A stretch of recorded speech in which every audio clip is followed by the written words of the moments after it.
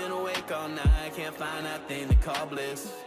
Been looking all my life, how long should I endure this? Every day gets a little harder, I get more worn out. If I stay, I'll get a little farther so you can hear me shout. I've been dying, trying to find where I belong. I keep crying, so I vented in these songs. You've been lying when you say it will get better. So whatever, I'm used to it, it's been this way forever. Don't wanna be like the rest who never got to show off at the best. I never possessed the will to move on, but I can't deny I've been here so long, it's all I know. The fight consumed me head to toe, it's all I know. The fight consumed me head to toe. Don't wanna be like the rest who never got to show off at the best. I never possessed the will to move on, but I can't deny I've been here so long, it's all I know. The fight consumed me head to toe, it's all I know. The fight consumed me head to toe. When will I find my way out? When will the hero come through? When will I find the piece of me that I've been holding on to? When will I find my way out? When will the hero come through? When will I find the piece of me that I've been holding on to? Don't wanna be like the rest who never got to show off at the best. I never possessed the will to move on, but I can't deny I've been here so long, it's all I know. Consume me head to toe, it's all I know. The fight consumed me head to toe. Don't wanna be like the rest who never got to show off at the best. I never possessed the will to move on, but I can't deny I've been here so long, it's all I know. The fight consumed me head to toe, it's all I know. The fight consumed me head to toe. Don't wanna be like the rest who never got to show off at the best. I never possessed the will to move on, but I can't deny I've been here so long, it's all I know. The fight consumed me head to toe, it's all I know. The fight consumed me head to toe. Don't wanna be like the rest who never got to show off at the best. I never possessed the will to move on, but I can't deny I've been here so long, it's all I know. The fight consumed me head to toe, it's all I know. The fight consumed me head to toe. Don't wanna be like the rest who never got to show off at the best. I never possessed the will to move on, but I can't deny I've been here so long, it's all I know. The fight consumed me head to toe, it's all I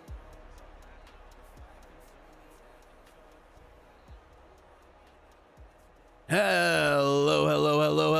Welcome back to another stream. I hope you're having a thunderous Thursday. It is Friday Eve. The weekend is just around the corner. I hope you're hanging in there. If it's been a tough week for you, if it's been a great week, well, hey, let's keep it rolling.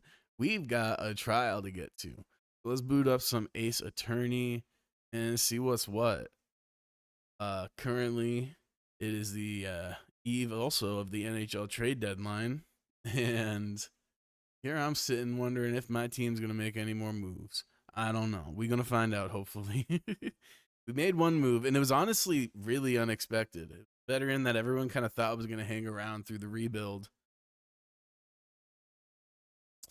C'est la vie. That's sports, baby. All right. Let's get into this fucking game. Woo! All right.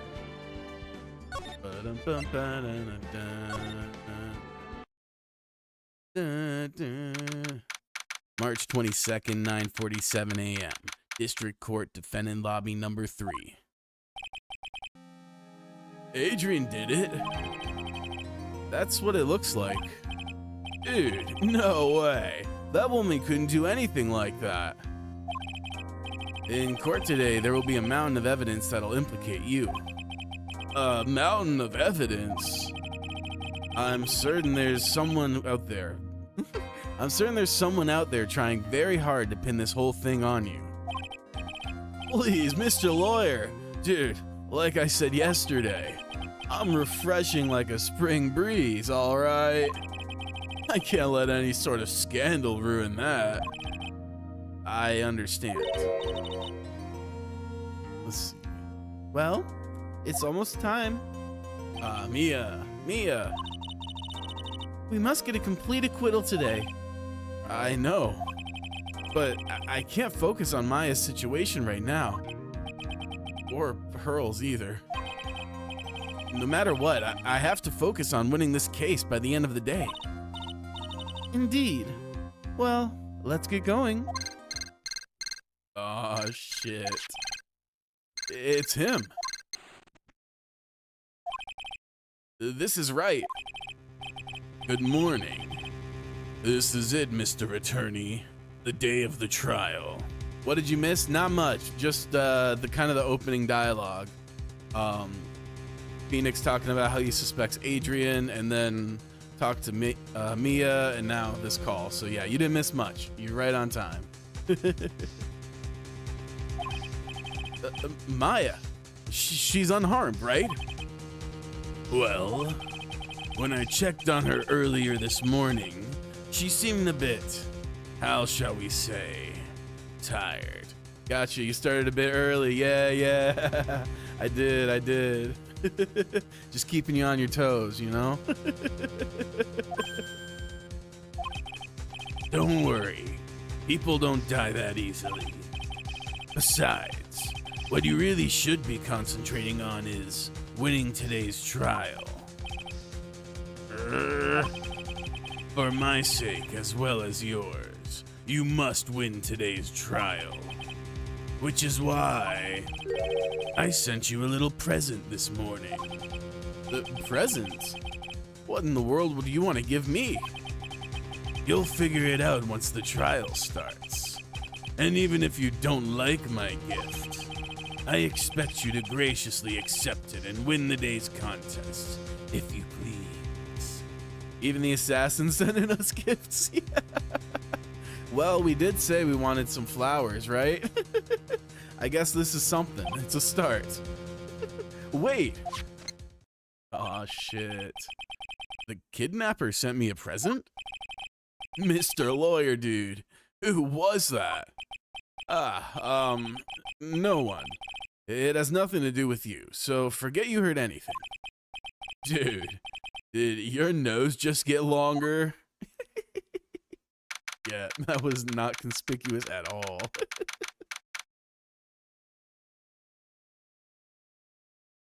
March 22nd, 10 a.m. District Court, courtroom number 3. Court is now in session for the trial of Matt on guard. Are the prosecution and defense ready? The defense is ready, Your Honor. Well, that's unusual. I say, Mr. Wright, what happened to Miss Von Karma? Yeah, that's what I'm wondering. I don't know, Your Honor. Why are you getting mad at me? Your Honor! Please, be quiet, bailiff. Court is in session. If you must tell me something, please keep it brief. Now then, what is it? Hold up, I gotta log in chat real quick. Yeah, I'm not logged in. Let's see. Shit, what's my email? Try this.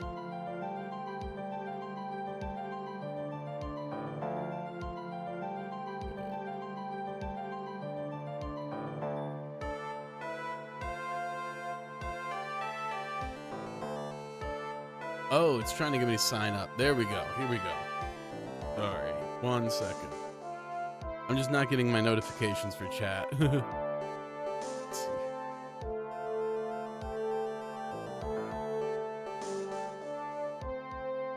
I just love two-factor authentication. Hell will definitely have two-factor authentication. That's all I'm gonna say. Because it's kind of ingenious in that it is equally as annoying as it is effective. All right, there we go. I'm logged into chat. I should be good for like 30 days now. All right. I just saw the ads roll in and I was like, wait a sec. I didn't get the note for that. All right, here we go. Prosecutor Von Karma has... This morning, Miss Von Karma was shot by an unknown gunman.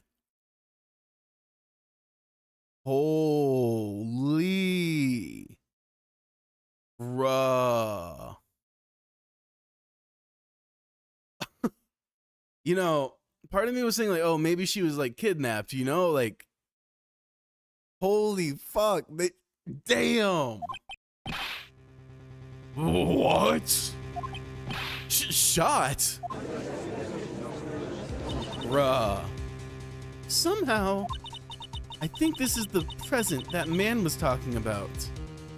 Jesus. His presence. Miss Von Karma is one of the top prosecutors in the country at the moment. If she were to disappear, it would be your advantage. This is totally insane. That guy was fucking serious about his gift. Yeah, no shit. And welcome, Tony. Hope you're having a thunderous Thursday. But yeah, holy. I didn't know what to expect. Fucking A. Miss Von Karma, is she all right? I don't have that answer. She's alive and in stable condition. That's good. Whew. You're... Oh, it's Edgeworth. Your Honor. Yes, for real, the goat is back. Due to the circumstances, Miss Franziska Von Karma cannot appear in court today. I, Miles Edgeworth, will be taking her place. Prosecution is ready, naturally. Oh shit, let's go. I'm glad Von Karma's alright though. Ms. Von Karma was shot in her right shoulder and is currently undergoing surgery. Huh. Just like Pa. Except he didn't get the surgery. Edgeworth finally being the prosecutor again. Yeah, feels good. Luckily, I have looked over this case and am familiar with the details.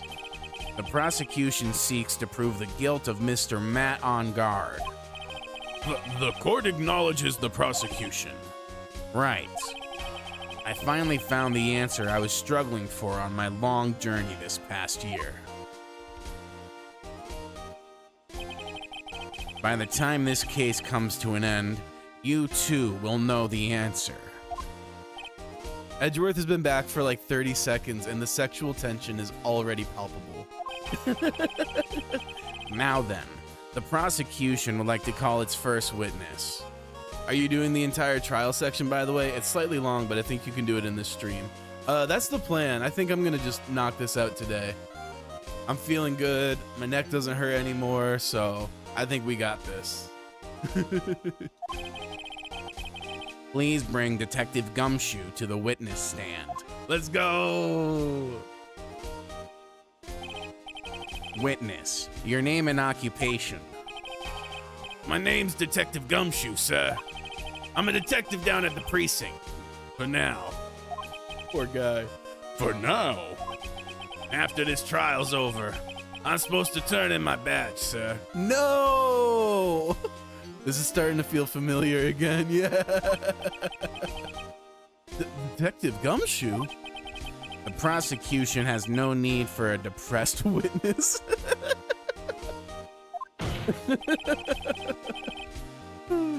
Lift your head up and face forward like a proud officer, Detective Dick Gumshoe. Yes, sir.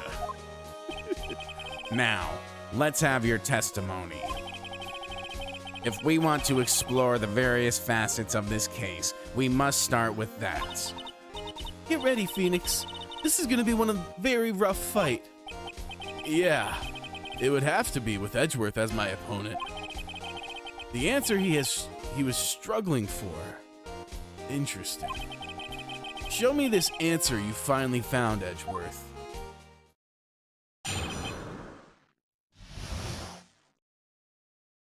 Here we go. This murder happened after the Hero of Heroes Award ceremony, sir.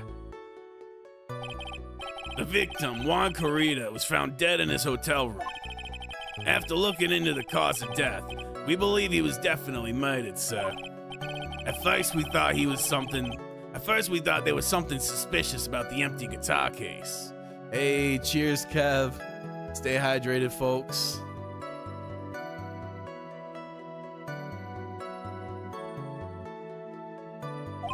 However, we later found out that the guitar case had nothing to do with the murder.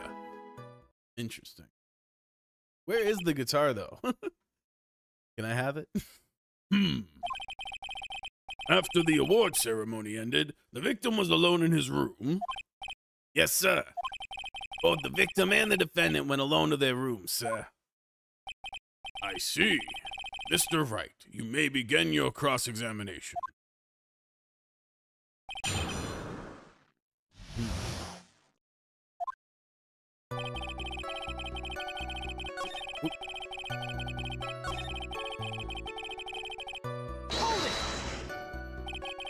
Would you please give us a brief timeline of what happened after the ceremony? Okay, pal. The ceremony started at 6 p.m. It ended around 8 p.m. And then there was a short break. The special post-ceremony show was supposed to start in the lobby 30 minutes later. And that's when the victim's body was found, correct? Which is to say, the murder occurred during the 30-minute break period. Please continue with your testimony, detective. The victim, Juan Carita, was found dead in his hotel room. The person who discovered the victim's body was Adrian Andrews, correct? Yeah. Who is this Adrian Andrews you're talking about? She's the defendant, Matt on Guard's manager. She's a real pretty lady, sir. Ah, so she's a pretty lady. I wonder if she will grace us with her presence. Oh shit, wait. Did we crash? Or is it just my stream that went down? What?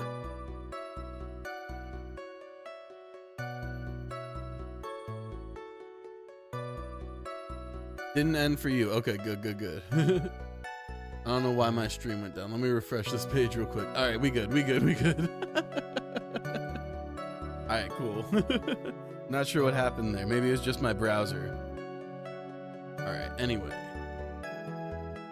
We good. Cool. When the post-ceremony show was about to start, she went to get Matt on guard. After visiting his room, she next went to the victim's room to get him for the show, sir. I see. And that's when she found the victim's body. After looking into the cause of death, we believe he was definitely murdered, sir.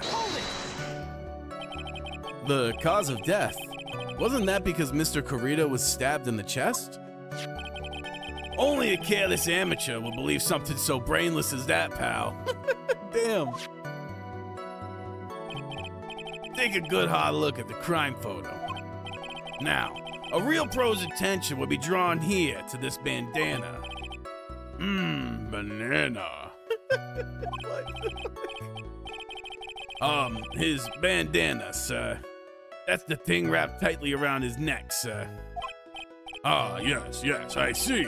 His banana-scented bandana. Yeah. Then, what about the knife? It seems to be stuck in the victim's chest on purpose after his death. We have a crafty murderer on our hands here. Okay.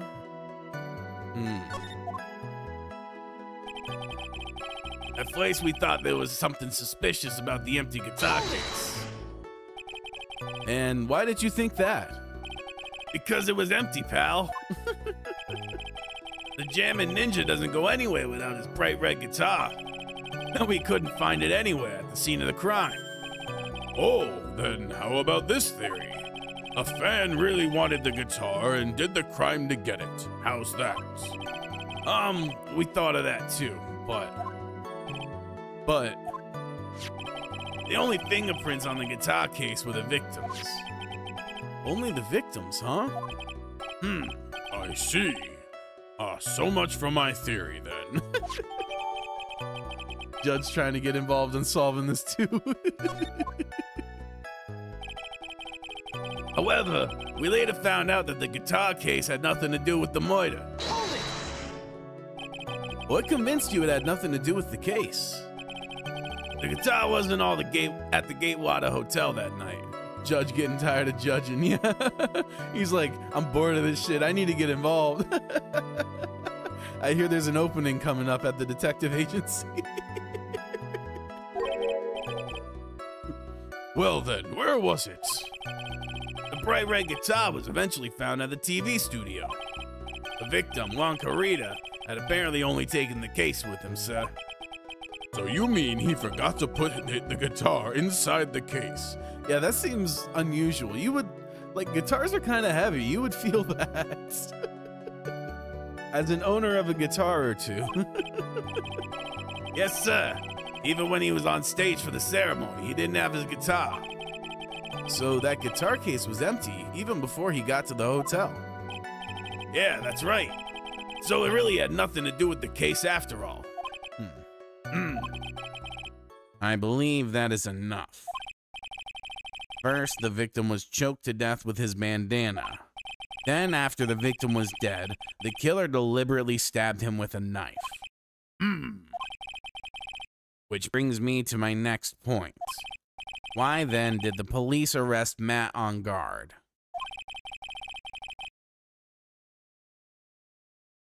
Because there was a reason to suspect him.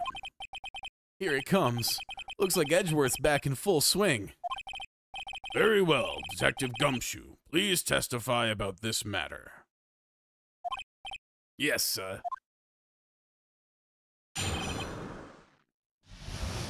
He seems so sad about it. Matt Engarde and Juan Carita were huge rivals with each other. They each thought the other guy was in his way. That's motive enough in my book. As for evidence, there's the Jammin' Ninja's button. It was ripped off the ninja costume and was found in Mr. Engarde's Hakama. The defendant's fingerprints were also all over the knife. The defendant bought the knife for the crime, which makes which makes this a premeditated murder. We're struggling.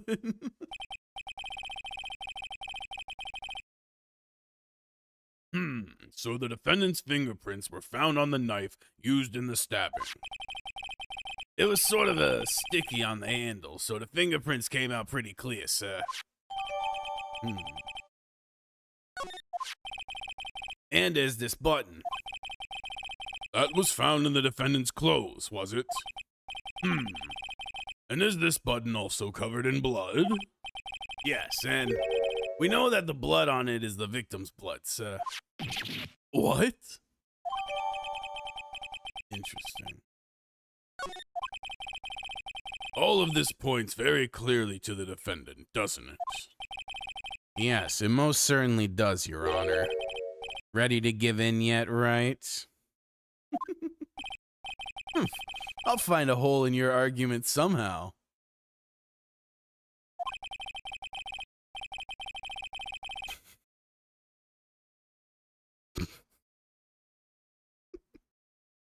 You can press as hard as you like. Just hurry up with your usual pointless questions.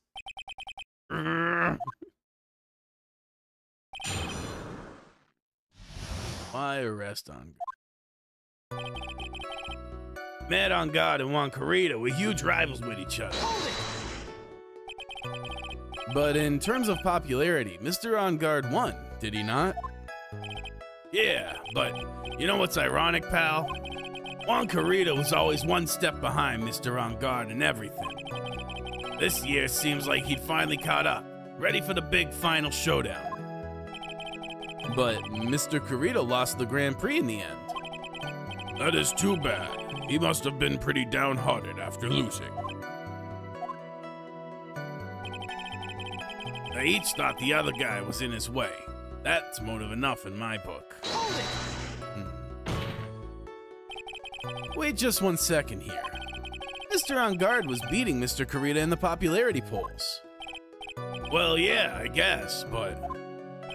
Which means that in the defendant's eyes, the victim was not a rival at all. Which means he had no motive to kill at all. Yes, I quite agree. Well, detective? It's not, well... I guess if you put it that way, then yeah, the defendant would have had no motive. Detective, I'm beginning to see why you were fired. Damn. Eh? No, not you too. Mr. Edgeworth, sir. That's... I look forward to your pension negotiations. Oh, man. No!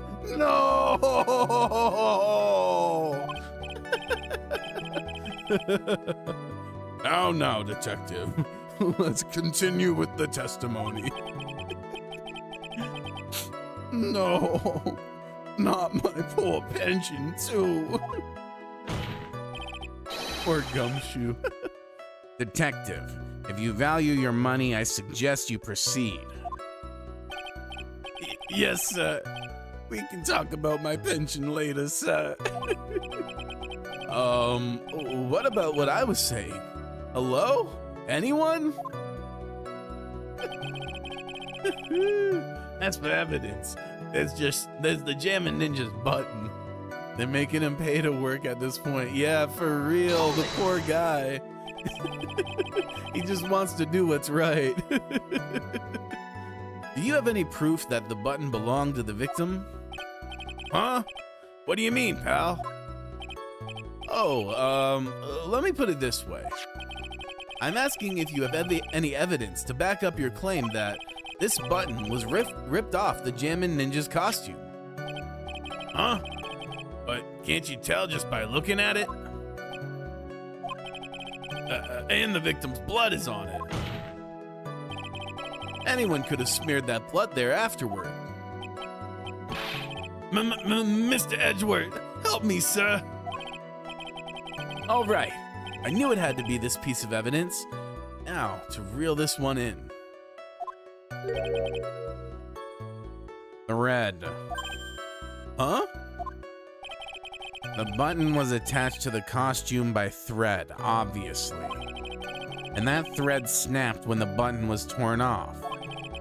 If you match up the ends of the thread on the costume with the thread on the button, it's a perfect match. Yeah, that's it. They're a perfect match, pal. That's Mr. Edgeworth for you. Never misses a beat. That's true. It was ripped off the ninja costume. It was found in Mr. Ongod's Hakama. When was this button found? Pretty soon after the body was found. We rounded up everyone who knew Mr. Kurita. And then we did a search on all of them. That's when we found the button. So this was almost immediately after the murder. The police didn't have free time to lollygag and play tricks, unlike some people. Hey, what's he trying to say about me here?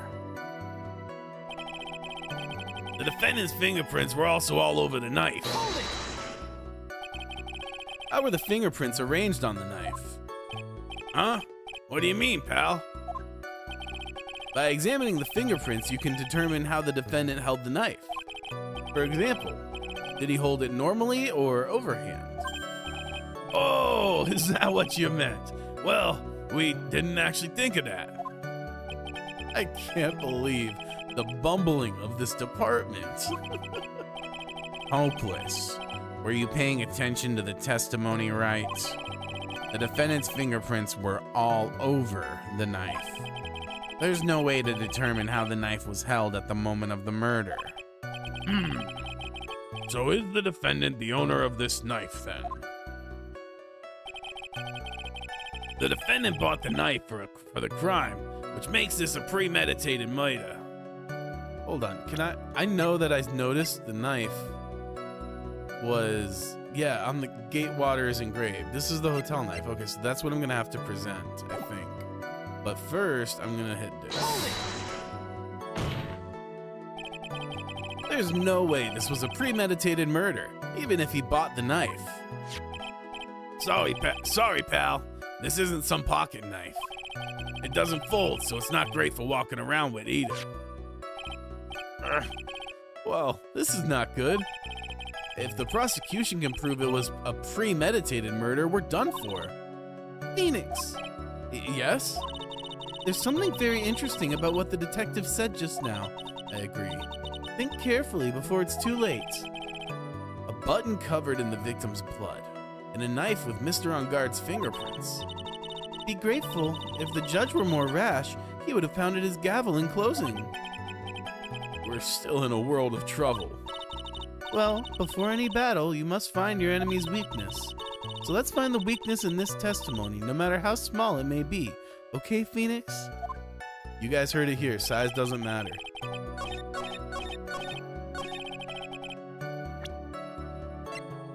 Alright, let's present this. Objection!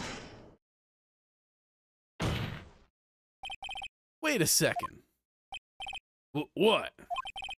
So, the basis of your argument that this was a premeditated murder is simply that. My client bought a knife beforehand. That's right, pal. The defendant. Did not buy this knife. Huh? Take a good look at the handle of this knife and you'll see what I'm talking about. Huh? It has Gatewater seal set into the handle. Gatewater? I think I heard that name somewhere before. That's the name of the hotel. The Gatewater Hotel? Uh-oh. The murder knife was actually property of the hotel, which means the murder was not premeditated. There we go. Yes, that is very true. This is very big. You should know. You should know the name because the second case of the first game also took place there. Yeah, for real.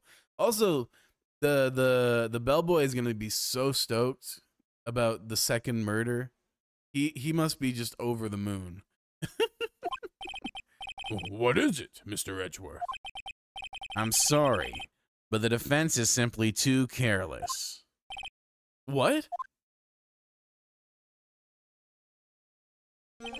Oh yeah, more publicity, exactly. I think whether the crime was premeditated or not has already been determined. How so? I admit this knife is hotel property. There's no one currently on the police force that is dumb enough to not realize this. Damn. But I didn't... Oh. God damn. Poor Gumshoe just getting flamed. The question is, where did this knife come from? Why, that's obvious. It came from the victim, Mr. Karita's room. Sorry, Your Honor, but that is incorrect. Gumshoe might not come back in Ace Attorney 3. Damn, that would be sad. I love Gumshoe. The victim ate a last meal before he was murdered. With that being the case, I would like to draw the court's attention to what is on top of the table. Yep. There's a knife and a fork on the table. Then, where in the world did this knife come from? If it pleases the court, I would like for us to recall the room of the defendant, Mr. Matt On Guard. Especially what was on top of his table. Cool. I'm glad that this is getting admitted as evidence, even though I'm not sure how I'm going to use it to my advantage yet. There is something missing. Perhaps it is a single knife. Yeah, I noticed that. We investigated the leftover dishes for fingerprints, and while we were investigating, we came to the conclusion that Mr. Matt On Guard's knife was missing. Mr. On Guard has gone to the victim's room with the knife, or Mr. On Guard had gone to the victim's room with the knife he had used during dinner. Why would he carry a knife on a visit? To kill, of course. And with that, I believe the prosecution has proven this was a premeditated murder. Amazing, Mr. Edgeworth. Absolutely brilliant. Brilliant and clear deduction. It seems like Edgeworth had this plan from the very beginning. Just realize, Edgeworth making this case hard for Phoenix means Maya is getting closer to death. Not a good look. Oh, damn. Damn. That's a great point. Yeah. Though, I'm not sure if he's aware. NSK objects his way into the chat. Welcome. Welcome, NSK. Happy to see you. Hope you're having a thunderous Thursday. What's good? Not this case so far. Edgeworth making it tough on us, but we gonna solve this shit. I'm starting to think Adrian's a red herring, but I don't know who's actually responsible yet. I mean, other than I mean, I guess it could be that guy with the stitching down the middle of his face, the killer, you know?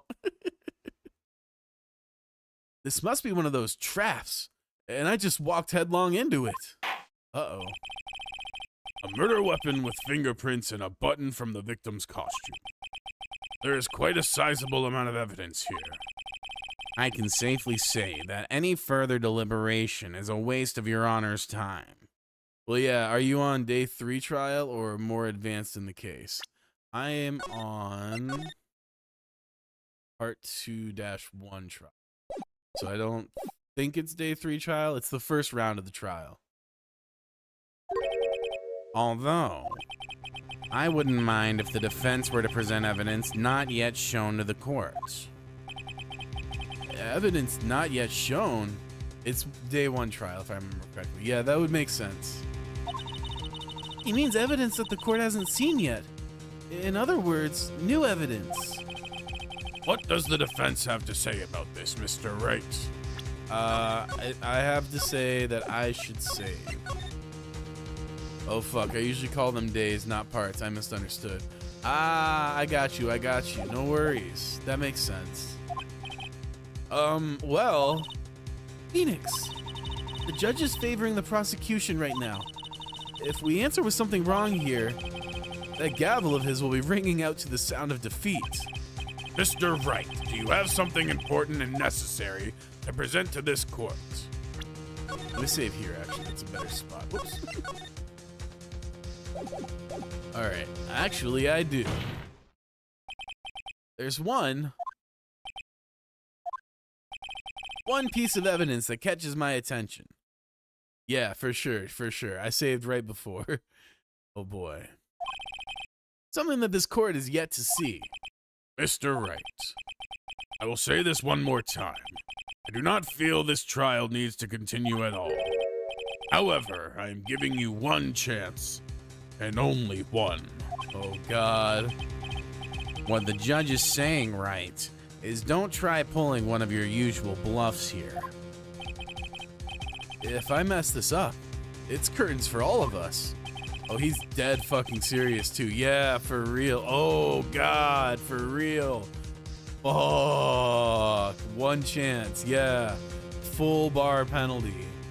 Damn, they are not fucking around. Now then, what is this important evidence that you must show the court? It's my attorney's badge. No.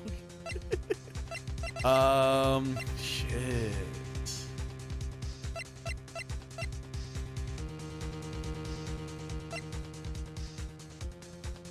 Good luck, bro. Choose carefully. It's gonna be game over if you choose wrong. Yeah, for real.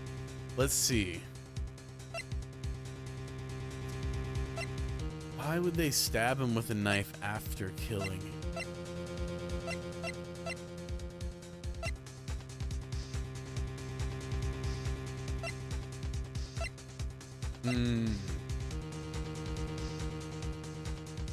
On Karita's murder scene. Check this.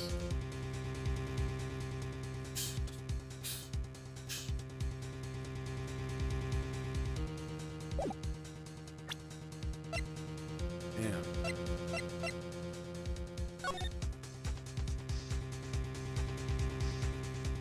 Damn, is it this?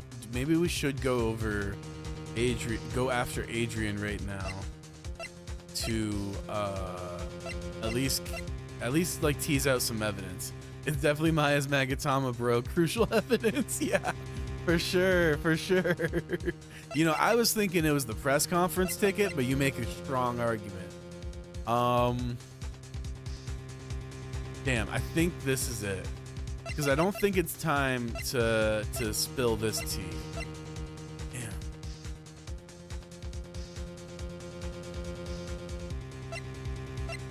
I don't think it's time for that. I'm gonna go with this. Nope. Sorry, right. But this time your bluffing steered you wrong.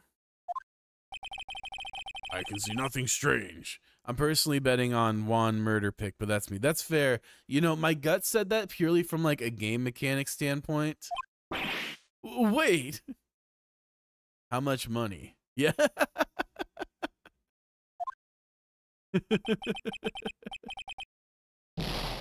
Damn.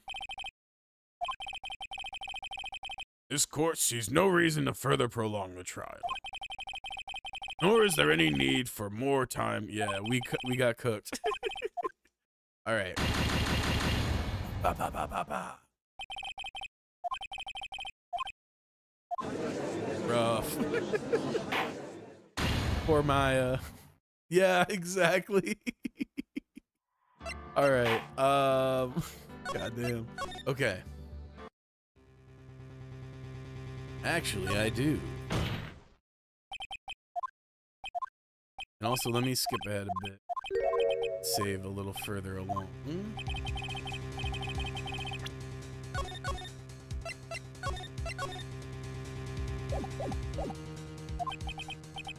Now then, what is this important piece of evidence? All right, you think it's the picture. Let's find out if it's the picture. Nope. rough days for Tony. All right. Damn.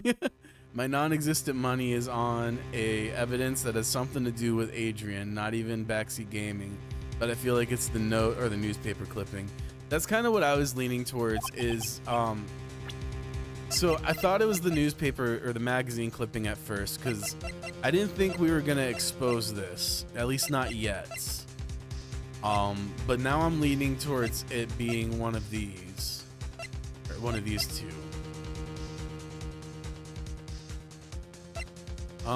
Let's start with this because she specifically didn't want us to out her attempt, and so in that kind of spirit of honoring that, I'm gonna go with this.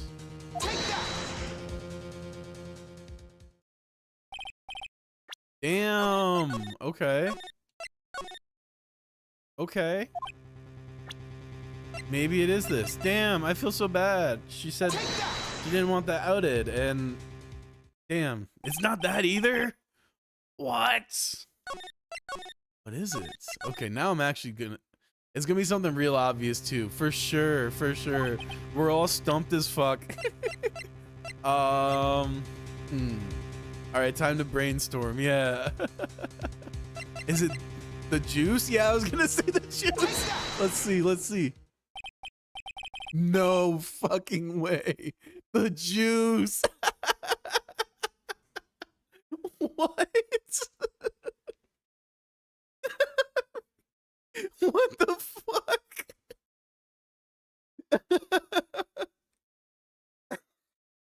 All right, we got it. This is a wine glass, is it not? Please look at the photo of the crime scene one more time.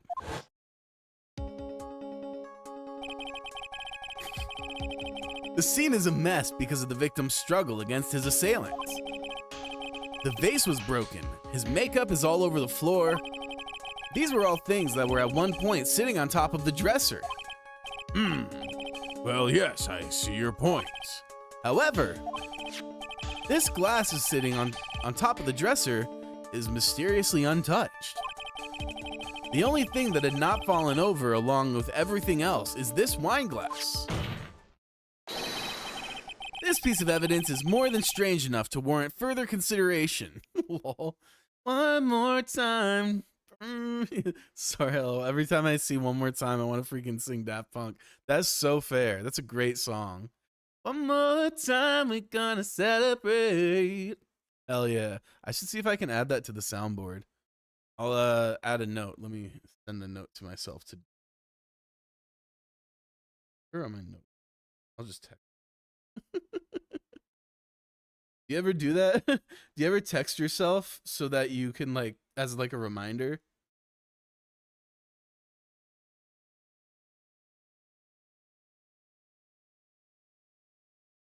Or is that just my ADHD ass?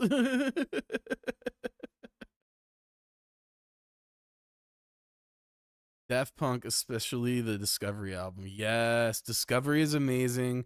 I love Ram. I don't know if that's just because I listened to it on acid or if it's just that good, but woo, so good. It's such a great album. I do have a notepad for that, to be honest. That's probably a better solution, but texting myself works for me, I guess. Where was it? Okay. Yeah. Okay. I don't know if they're buying it. Well, what do you all have to say? Ah, well, yes, it is a little peculiar. Yes, isn't it? I thought it was. You can stop looking at me with those puppy dog eyes of yours now. Do you know the meaning of Veritas Quo yet? I swear you'll probably flip your shit when I tell you the meaning. I don't think so. Veritas Quo. Quo, I assume like status quo or like a way of things being or measure of something if I had to guess. Veritas kind of looks like verify. So maybe like upholding the law if I had to guess. Veritas Quo, very disco, very That's good. That's so funny. Oh my god. I didn't yeah, wow. That's fire. I did not click that did not click for me at all. Thank you for sharing that. Mr. Edgeworth, What is it, Your Honor?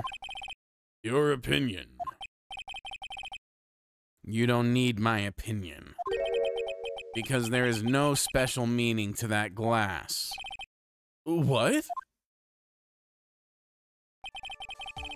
It's safe to say that the glass was set there after the crime took place. By the person who discovered the body, Adrian Andrews, for example. She could have easily been so shocked that she set the glass down without thinking. That does sound very possible, Mr. Wright.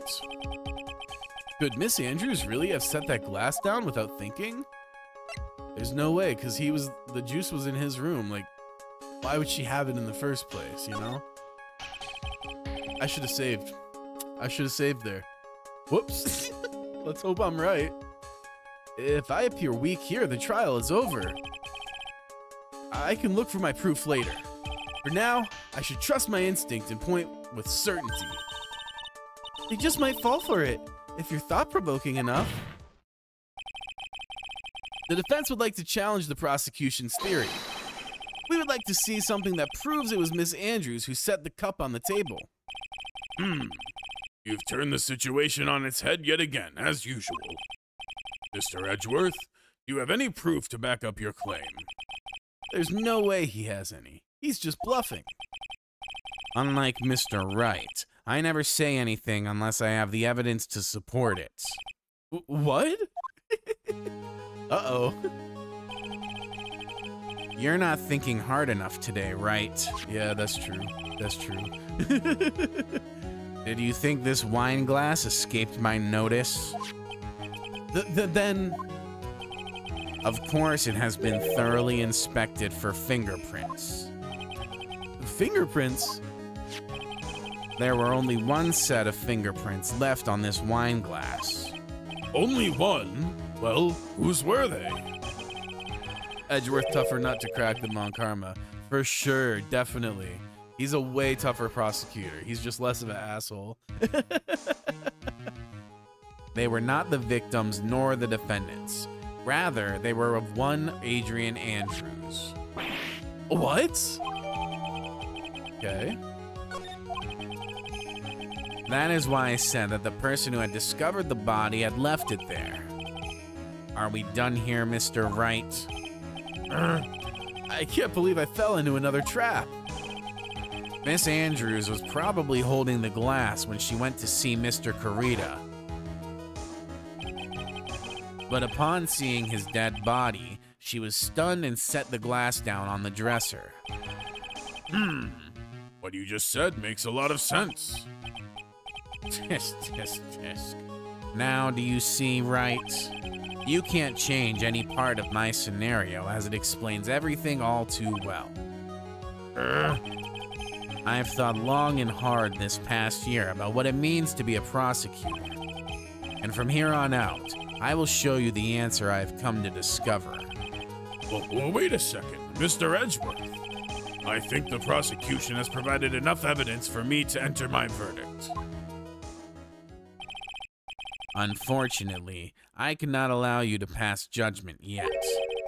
The prosecution is yet another witness we would like the court to hear from. Another witness? Yes. Bailiff, please bring in the next witness. Excuse me. What in the world is Mr. Edgeworth thinking? What indeed? Oh God, it's Wendy. Now then, witness, please state your name and occupation.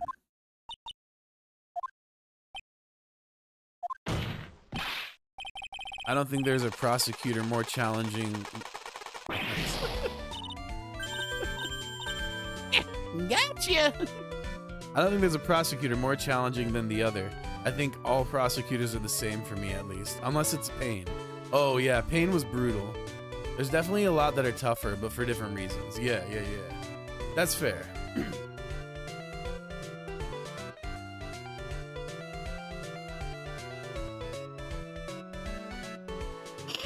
Excuse me.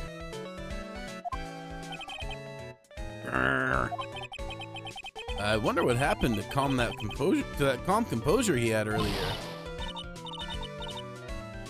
Oh, Edgy boy! It's been what, a year since we last met, hasn't it? Also, which Karma do you mean, Manfred or Francisca? Oh yeah, good point. I think they're both pretty hard asses. Francisca, okay. You should be more happy to see me. I saw the report with her testimony, but who knew that under that helmet? Manfred was brutal, yeah, for sure. It was the Wicked Witch of the witness stand. I tell you, this time I know what I'm supposed to do. So today, I'm gonna tell you anything and everything. Even things that don't have to do with that terrible crime. Miss Witness, that terrible crime is all the court needs to know. Oh! Shush! I'm talking to my dear Edgy Wedgy now. That voice impression made Old Bag seem more annoying than she already is. Don't interrupt us, Gramps. Yes, madam. No, please, by all means, interrupt her. Please. Anyway, witness, your testimony, please. It's a good voice, Loki. Thank you. It's true what they say. The youth are hot-headed nowadays. Not that I mind at all, Edgy. Now then, what should I start with? The witness on the security detail at the hotel on the night of the murder. Is this correct, Miss Oldbag? It was a great job being able to see my dearie Juan. Yeah, I'm not dissing, but I'm just saying it just makes Old Bag seem more annoying. Not in a bad way, just a funny way. Good. That's definitely what I was going for. I'm glad you're liking it. It was almost too much for my little heart to handle. You mean you were a fan of the victim? Look, everyone is crazy over that on guard, saying he's cute in a fresh way or something. What are my favorite voices to do? I really like Gumshoe. That's a fun one. This is definitely a fun one. Lotta and shoot, what was his name? Marshall. Lotta and Marshall were fun just because Southern accents are really fun, especially like really exaggerated ones. Also, where is the GOAT? Where is the Ace Attorney nerd, my boy Kevs? Yeah, he was here earlier, I'm pretty sure, and I think, yeah, Kev was here at the beginning. He probably had to dip and do something, or he's just lurking, but it's all good. I'm sure he'll be here when he can.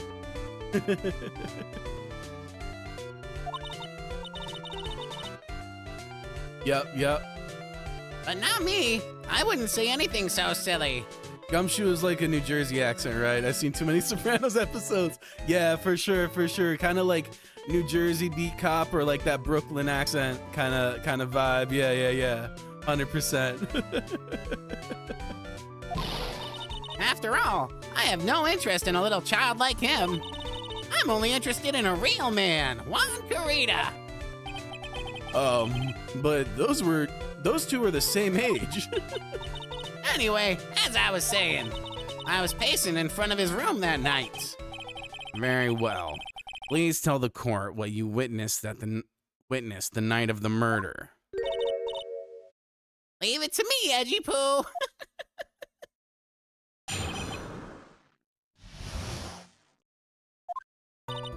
Anyway, after the ceremony, I went to pace around the hallway in front of his room.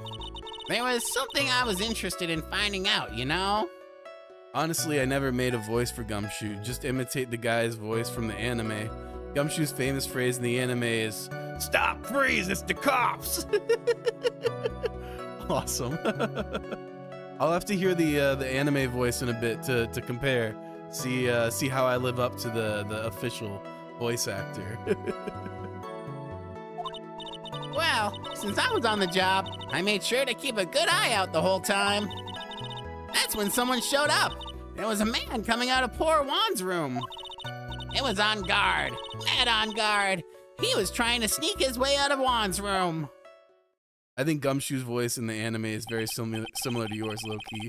Yeah, you know, I think Gumshoe just kind of gives like that Brooklyn, New York beat cop kind of vibe, you know?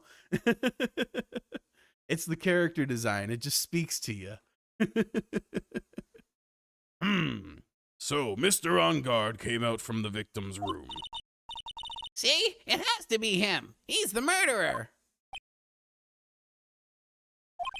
I see. Well, Mr. Wright, you may begin your cross-examination. Okay, I think we've survived thus far, so I'm going to save again.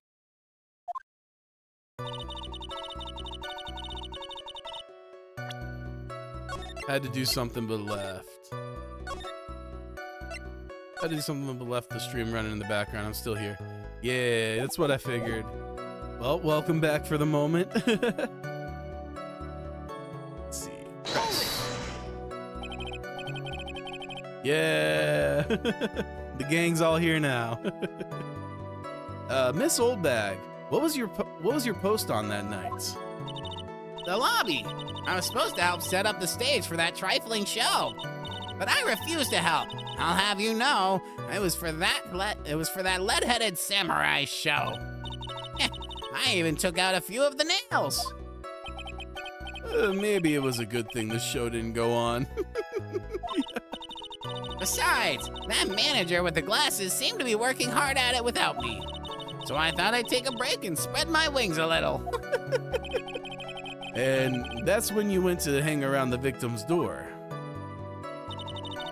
Since I left there, here's some trivia. Mostly for NSK, since he played Ace Attorney 3. 3-3 was supposed to be an Ace Attorney 2 case, but since Shu was rushed to make this game, he couldn't put it here. Oh, interesting. Something you were interested in. And just what was that? It's not some little thing I can just go around telling everyone, you know. It's top secret, between me and Juan. He and Edgy Poo, of course. Mr. Edgeworth, what is this thing that she was interested in? I have no idea. I despise gossip, Your Honor. Gossip? but it should prove relevant. We can always have it appended to her testimony later. Oh, but should it prove relevant? It looks like we shouldn't force it right now. Recipe for Turnabout? Interesting. I don't think that case ever screamed Ace Attorney 2. I just thought it was an Ace Attorney 3 thing, but interesting. By the way, saying the title on the case is not a spoiler, just making it clear for people that think it is. Yeah, no worries.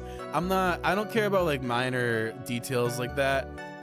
My main thing is like big plot points, which I think most people don't have an issue with not spoiling. I don't care at all about like minor details like that. I appreciate your concern though. And did the witness stay in the vicinity of the victim's door the entire time? Well, since I was on the job, I made sure to keep a good eye out the whole time. Oh? Then would you tell us the number of people who went in and out of Mr. Kurita's room? I have no idea. I wasn't born so I could count things for those who didn't pay attention in class. That's why ever since I turned 20, I quit keeping track of how old I really am. Yes, well, that would explain why your age was not included in the reports. In any case, the witness then saw someone, correct? That's when someone showed up. It was a man coming out of poor Juan's room. Who in the world was that? I'm not allowed to say. This sort of information has to be carefully guarded from the masses, Sonny. A lot of interesting things about the development for the series. According to Shu, each case in Ace Attorney 1 took a month and a half to finish writing, compared to the 3.5 he had for Ace Attorney 2. Capcom really screwed him. Yeah, damn. That's a real crunch. A month kind of seems about right, you know? Because you gotta write the story, and then you gotta figure out how to make the puzzle all fit. So, that seems about right. But damn, that's 3.5 for the whole game. Rough. The man that came out of the Juan's room, he was...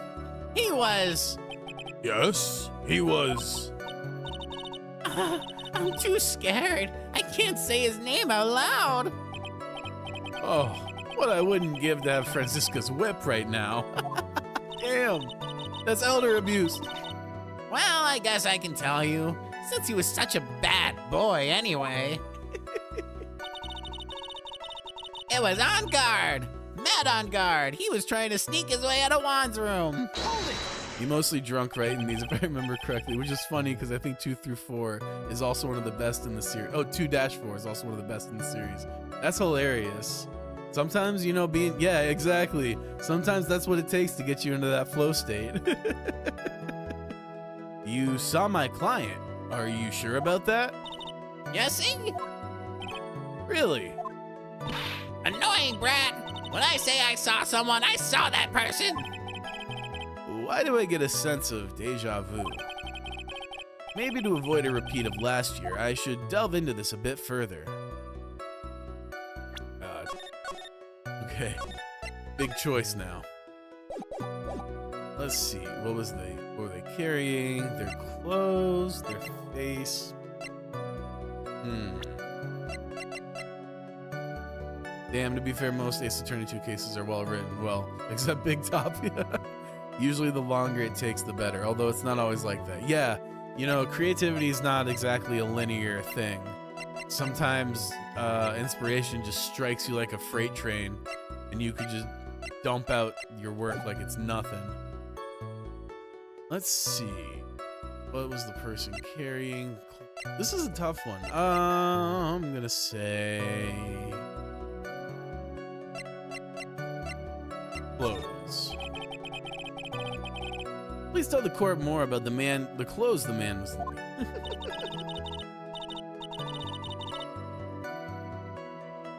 What a troublesome man you are. Really, as if something like that matters. But it does. Now what was it? Oh yes, it was that thing. What thing? That gaudy thing he's always wearing. That racing jacket. Oh, this might have been the right choice, actually. We'll see. Ah, he was wearing that at the detention center, too. That thing's meant for nothing but seducing women out of their pantaloons. Men. It's true. Right.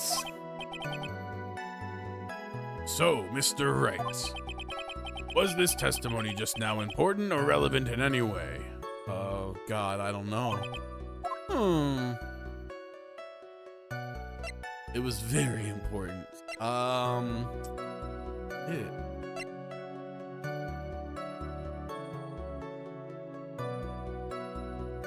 I don't think so. I think I'm gonna... Yeah, let's make a second save.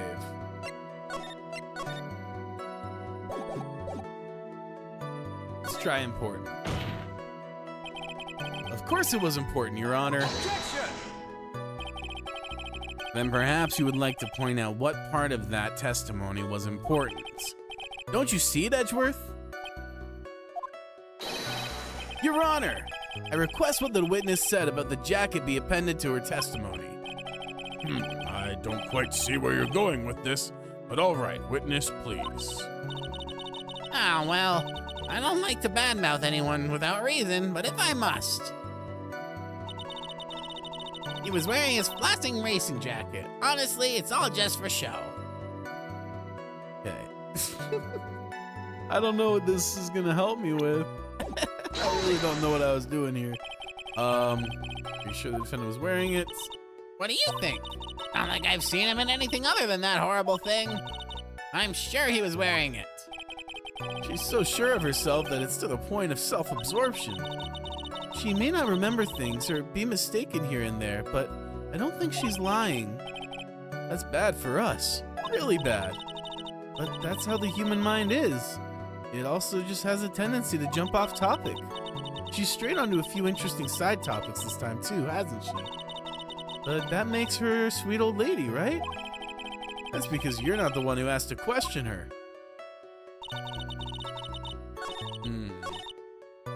Oh, here comes the ads.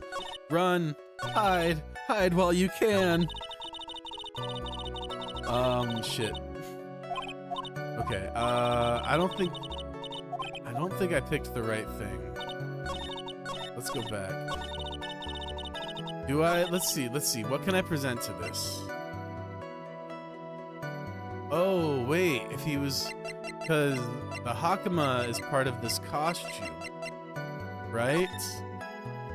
But if he was wearing the jacket, he wasn't wearing... Objection! Yeah. That's what it is. I totally thought we picked the wrong thing, but I guess not. Miss Old Bag. What? Don't say my name for no reason. Ads running, reference to a song, lol. Those who know the reference have wholly elite ball knowledge because the reference is something not well known. Damn. I don't think I know the song. I also can't hear it though because I have it muted. But I've been like, my toe has been in the water of basketball, but I never really got into it. But Wembanyama's been making a compelling argument for me. We got it. Yeah, we did.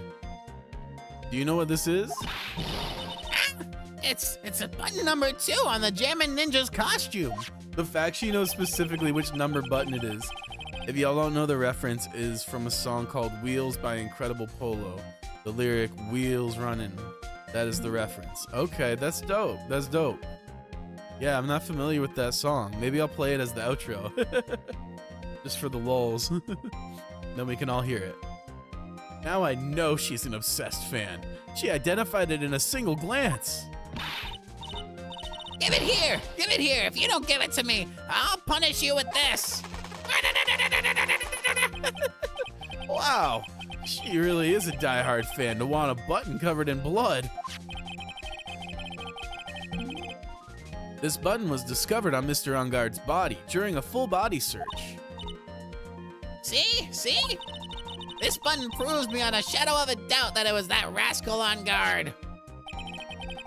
The old bag going ham over a bloody goddamn button, yeah.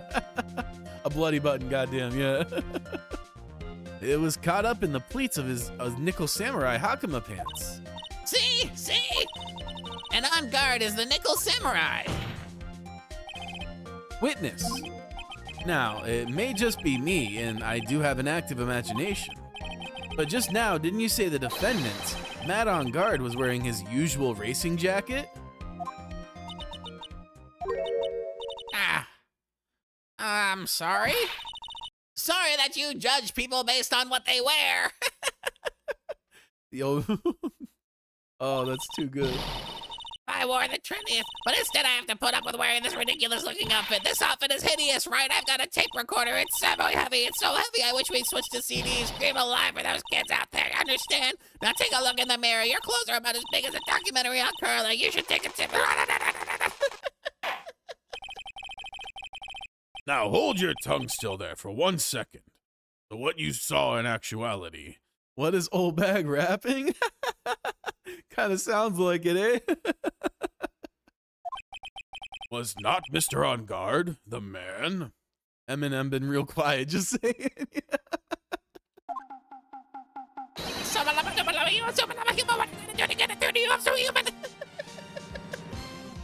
What? Mr. On Guard, the Nickel Samurai. Eminem quaking in his boots after that. Yeah, for real. But when you think about it, Oh, too funny. they're really one and the same anyway. Miss Old Bag, this is a very important point we're talking about. Edgy Poo, do you think so too? Well, it might be something worth considering. Just say it's important and agree with me for a change. Witness, think carefully and try to remember as much as you can before you testify. All right, if you insist. I should be the one sighing, not you.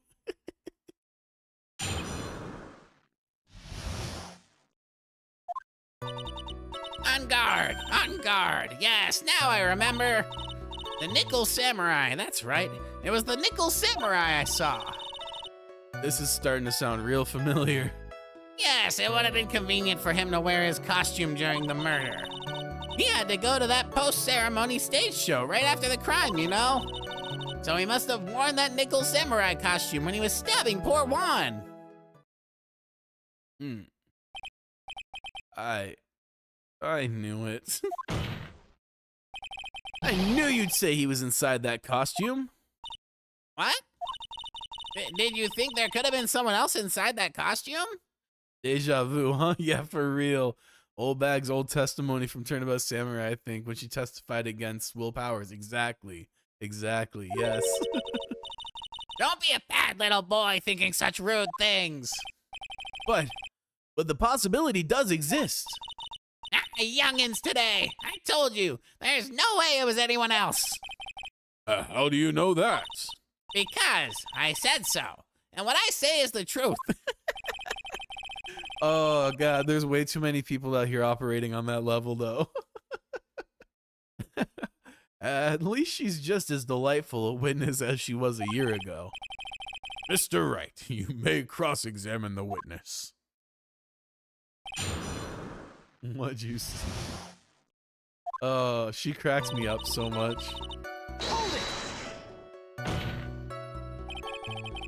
Would you please get on with your testimony?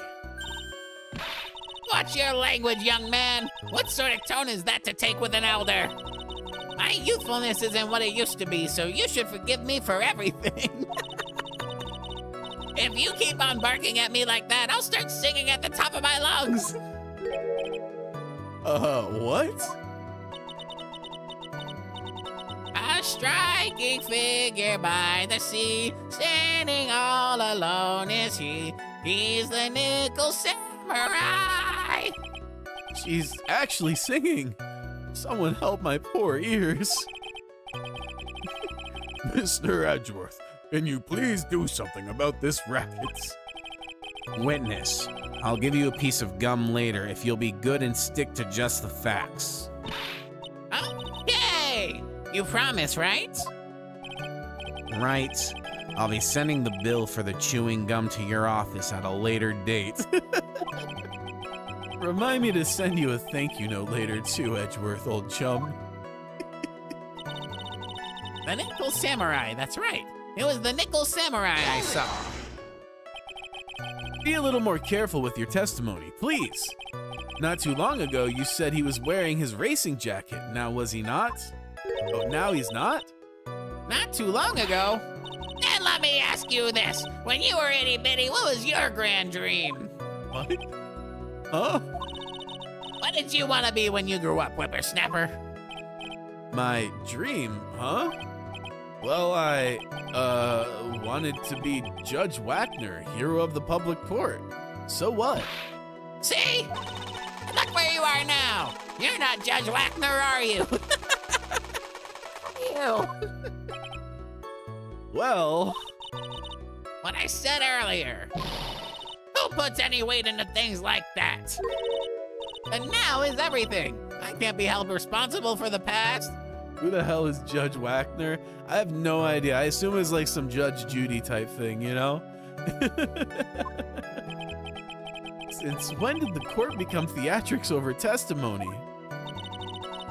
All that matters is that man was inside that costume. Isn't that good enough? Oh man, she's so funny. And why would that be? That way, no one could see his face, of course. But there's still no advantage for him in that case that I can see. In fact, you would think the costume would make him stand out all the more. You're such an annoying child. You know that. You disagree with everything I say. Isn't that what you're always doing to me?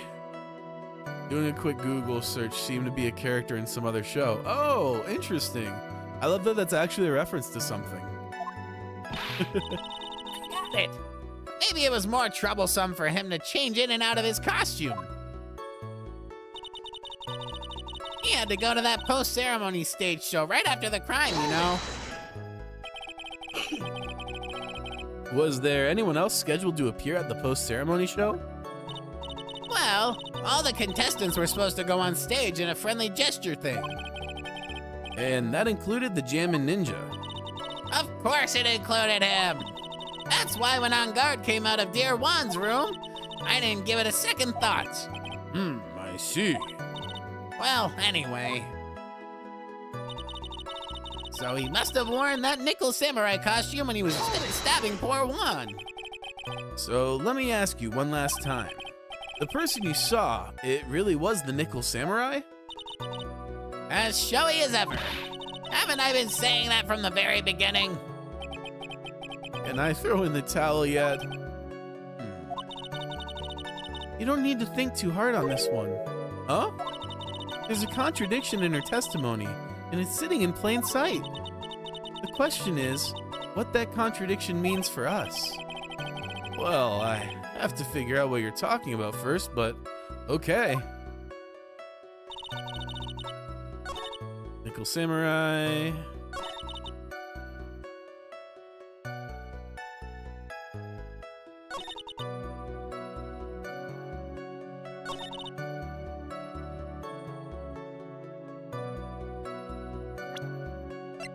Is the contradiction that he wasn't stabbed to death, but instead strangled?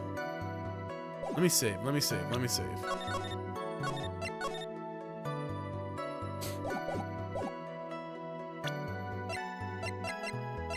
Objection! Nope, was not that.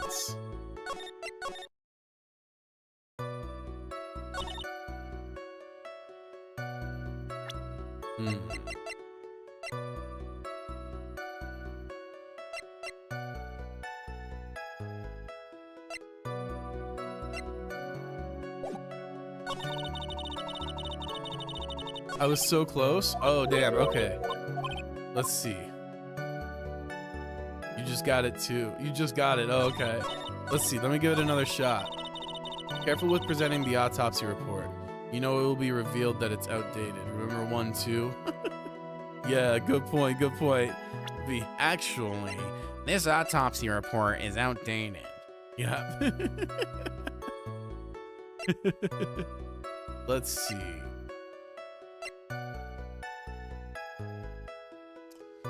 So, let's...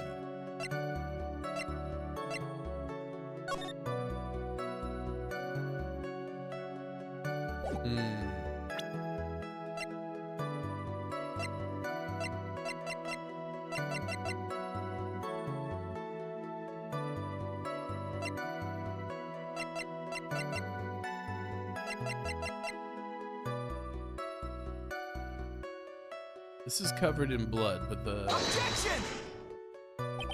Nope. Let's try the knife. Let's see. Okay. He must have worn the Nickel Samurai costume.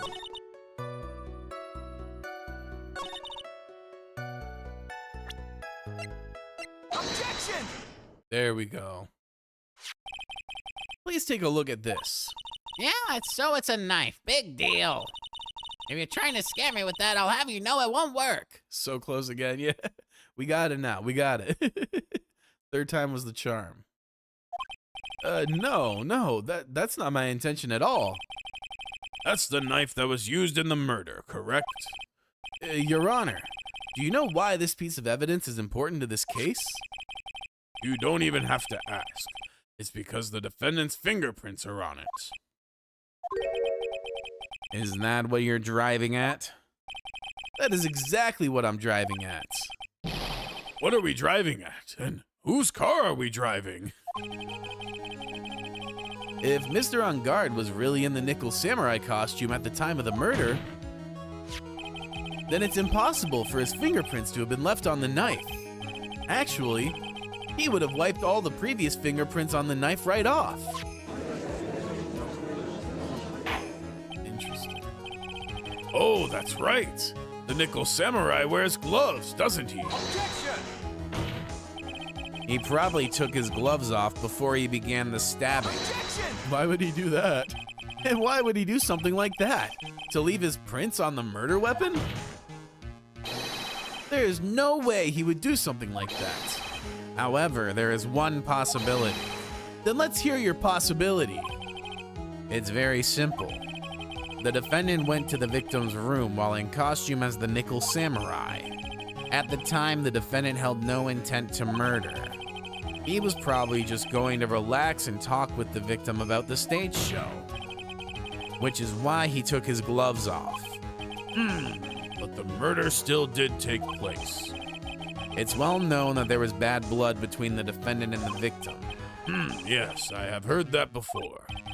Well, Mr. Wright, what do you have to say about Mr. Edgeworth's theory? So let me get this straight. Mr. Edgeworth's theory goes like this.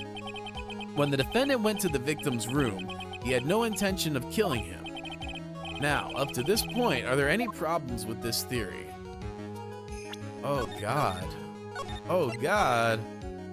So many choices. But I think there are no problems so far. I can't see any real problems with his theory. But if you let Edgeworth's theory stand, then we're on a very large step closer to guilty. Look at the court record again and take another shot at it. Yeah, I just have to think about it one more time. Mr. Wright, please make your decision soon. So let me get this straight. Okay.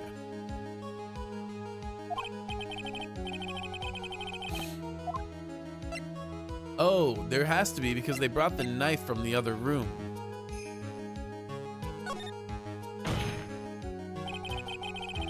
This theory contradicts something in an earlier testimony. Well, what are you babbling about?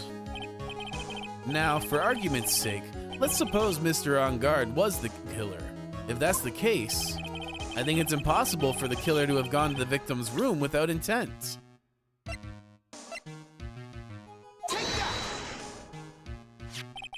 This knife. This was used by Mr. On Guard at dinner. Yes, we did establish that. Which means that if my client was in fact the killer, then he brought this knife with him when he went to visit Mr. Kurita. I suppose. However, you just said it yourself. At that time, the defendant had no intent to murder. If that were true, then why would he bring a knife? He wouldn't, would he? Which means, Mr. Edgeworth, your theory was flawed from your theory was flawed from supposition 1. And one more thing. If the murderer was wearing the costume at the time of the murder, then there should be glove marks left on the knife. Which means the defendant's fingerprints wouldn't be all over it like bees on a hive. And that brings me to my final point. The knife was planted by the real killer to hide their identity and mislead us. Yeah, that was kind of my assumption too, especially now that we know he was strangled. Order! Order, I say! Order in the court! Was this knife really planted by the killer? Why would the murderer do such a thing?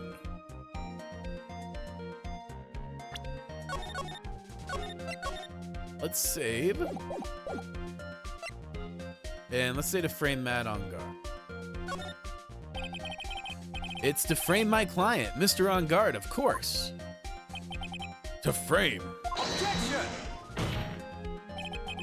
Aren't you forcing the interpretation just a little too hard on this one? But we just established that the witness saw the nickel samurai in costume. And if that were true, then there shouldn't be a single fingerprint on this knife. Witness! Looks like I made your. Turned into Lotta for a sec. Looks like I've made your life a tiny bit more difficult, huh, Edgy Poo? Witness, did you or did you not really see the nickel samurai? Well, I guess at first sight I might have forgotten, but Are you saying you mixed up Mr. On Guard with the nickel samurai? His character on TV? I mean, I can't really do anything about that now. Look, I was waiting around in front of their doors because, well, I wasn't waiting around for the nickel samurai, that's for sure.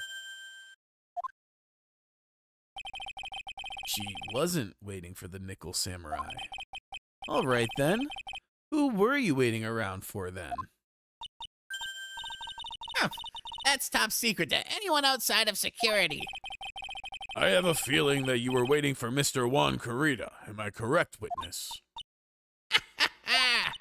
The way you think, you are a sad amateur with a terrible case of nearsightedness. Amateur? What am I amateur of? So, Old Bag was waiting around in front of the victim's room. But it doesn't sound like she was waiting to catch a glimpse of Mr. Corrida. Maybe Phoenix. Maybe the Old Bag was waiting around for that person. If it's who I think me is hinting at, it's certainly possible. Miss Old Bag, you were waiting for this person to come out of the victim's room, weren't you? It's gotta be Adrian, right? Adrian! Who is this person? This is Adrian Andrews, Mr. On Guard's manager. But why would the defendant's manager be in the victim's room? It seems that this is the latest rumor in circulation, Your Honor. Oh, this is... I see. The judge seems to be really into the article, if it can be called such a thing. Then this manager with the initials AA, are you saying it's... Adrian Andrews. Without a doubt, the witness thought so as well. Looks like you found me out. Well, that's fine. I can throw away this whole sworn to confidentiality stuff then. Oh, witness? What in the world are you? Watch out, Phoenix. I've got a bad feeling about this. Very bad feeling. I got some information. Some very secret information from a certain source. So that's why I was doing my own little investigation. In secret, of course. But what for? Oh, just for myself. Personal reasons and all that. Well, Mr. Edgeworth, how will you proceed from here? I really don't want to do this. However, I simply cannot let this slide. I see. Very well then. Witness, please testify about this secret information. Get ready. This is gonna take the wind out of you youngins. Oh boy. I'm sure we're all capable of handling this. Really, it's not like we're 10-year-olds. Oh boy. Men on guard is one evil man. He thought he could ruin poor Juan just by causing a huge scandal. So to do that, he sent his own manager to get in close with Juan. I cannot condone such dirty tricks, so I took action. Oh, and this is top secret. You got that? Nobody else but you and me know yet, okay? The defendant sent his manager. What a distasteful topic for this court. What? Nobody's above gossip. And isn't there a saying, the truth is never pleasant? Never heard that one before. Mr. Edgeworth, what about this Adrian Andrews person?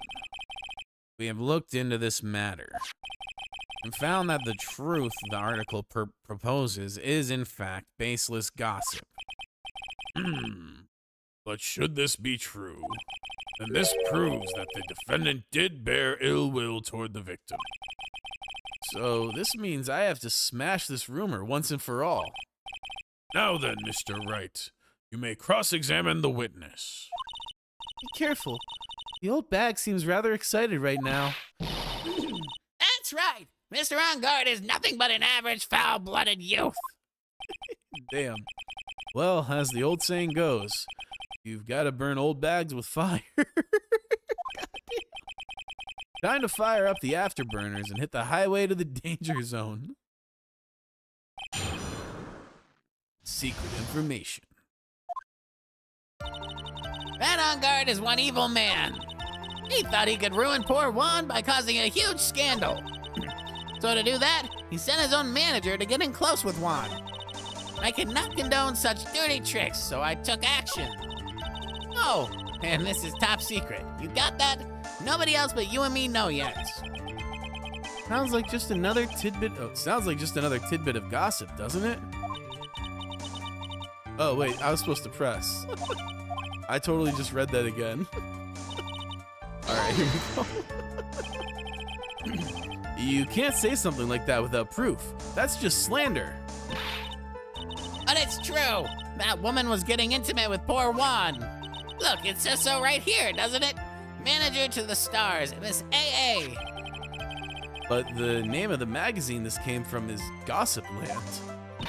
What? Are you saying that gossip is all just a pack of lies? Huh, what do you know? I suppose next you'll swear to me that the news is 100% truth. Honestly, Sonny, you can't discriminate between the news and gossip. Yes, discrimination is bad, Mr. Wright. Discriminate? When did I do anything like that? Anyway, On Guard will never get me to say touche. He thought he could ruin poor Juan by causing a huge scandal. The world just hates right, doesn't it? Yeah, it seems to. Scandal? What do you mean by that? You're a dim-witted one, aren't you? I can't believe you don't know what a scandal is. Honestly, what are they teaching kids in middle school these days? No, I wasn't asking what the word scandal means. Even I know that much. Well, Ben On Guard thought he could own a monopoly on popularity. So to do that, he sent his own manager to get in close with Juan. You don't have any proof of that, Mr. On Guard. You don't have any proof that Mr. On Guard did any such thing. You must be suffering from shock. The shock of hearing the truth. And now, since you're in so much shock, you can't do anything right. You're right. I can't do anything. But boy, do I wish I could do something about you. All right then, Sonny. Show me what you've got. Can you show me proof that Mr. On Guard didn't bear any ill will towards Juan? Oh boy.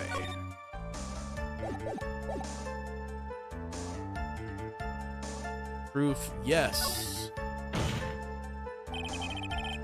I'm not gonna let you push me around that easily.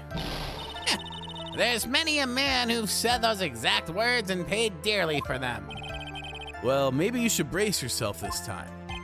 Here's my proof that Mr. Engarde did not hold any ill will towards the victim.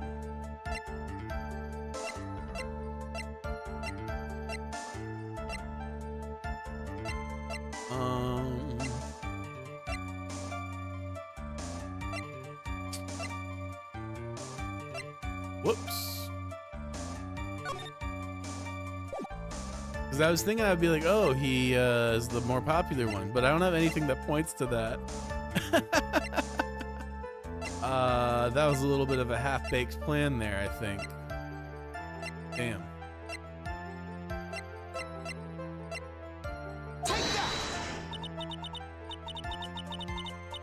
Alright, yeah. Whoops. Alright, I don't think I got proof then. I don't have anything to offer. See? Just as I thought. And you were lecturing me about saying things without proof. You've just given me a free pass to say whatever I want whenever I want, silly boy. Me and my big mouth. That's the way the cookie crumbles. For you, anyway. I cannot condone such dirty tricks, so I took action. So, what do you mean by I took action? Like I already told you, I was lying in wait close to the crime scene. Once that slimy woman came out of Juan's room, I was going to capture her and teach her a good lesson. Something you youngins need. You were going to teach her a good lesson? I was gonna make her eat the damaging beams of my ray gun. Like this. No, stop. Well, it was too bad that that woman didn't come through the door that night. Oh, and this is top secret. God. Let's see. Wait. What? I'm a busy woman. Tea time with the kids is over. Secret information that no one else knows yet. If that's true, then how do you know this secret information? Huh? Well, that's because I'm a pro. Yes, that's it. It's a secret. Even if you drilled a hole into my brain, you'll never find out. How in the world did that old bat get such a secret piece of information? All right, let's definitely press further here.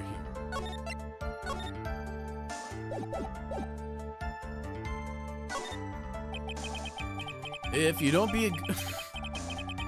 a good girl and tell me where you got this secret information, you won't get to go home today. Edgy Poo, what are you doing? Help me! What do I have to do with this? Just do this for me. You'll get your reward. I don't want your reward, but you don't leave me much of a choice. The witness could have gotten her information from anywhere. It's even possible that it was spontaneously made up inside the witness's head. And he lectures me on reckless blabbering? As long as we don't know where this information came from, it's quite a waste of time to focus on this line of questioning. Where did the old bag get her inside information? There has to be something I can use to figure it out. Sounds like just another tidbit of gossip, doesn't it? But you can't just ignore it either. It makes your client look bad either way. Well, I don't think I heard anything really out of the ordinary just now. There has to be something we can catch her on. Yeah, and when I find it, I'm gonna press the heck out of it. Huh. So... maybe we do need to press on this then.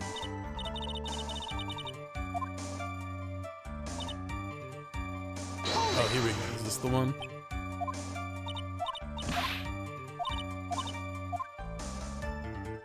Alright, let's save again. Alright, so we have to present something. I don't know what though.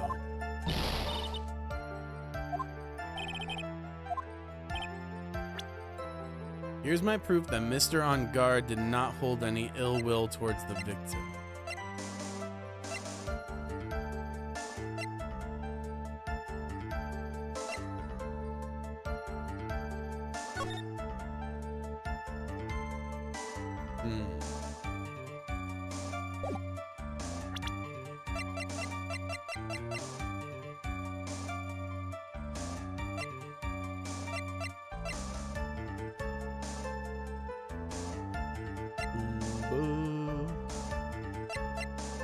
Huh.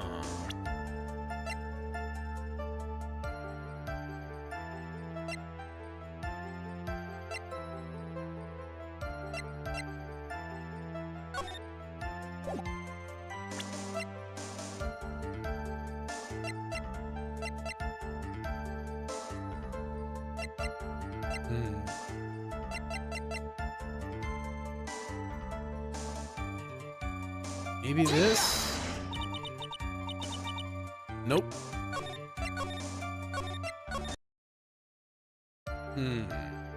Low key. I'm feeling this is bait. Okay. Not sure what to press then. There was another spot we could press further. Let's see.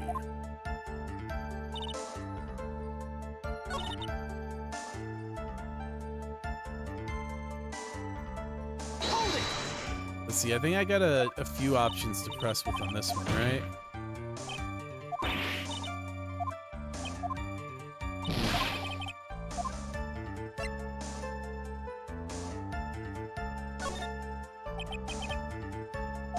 I think I figured it out. Why are you looking at me like that? Stop that. Witness!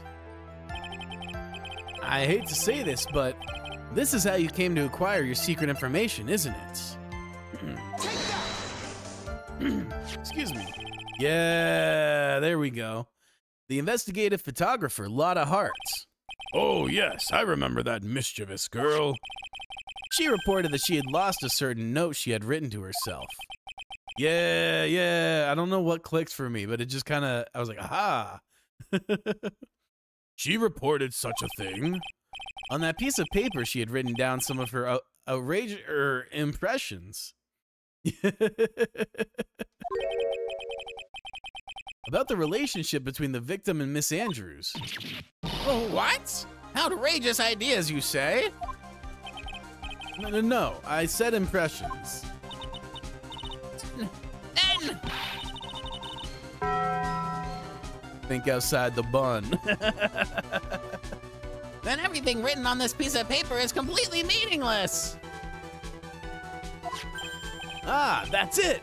That's the note. Oh, you see, this is something completely different.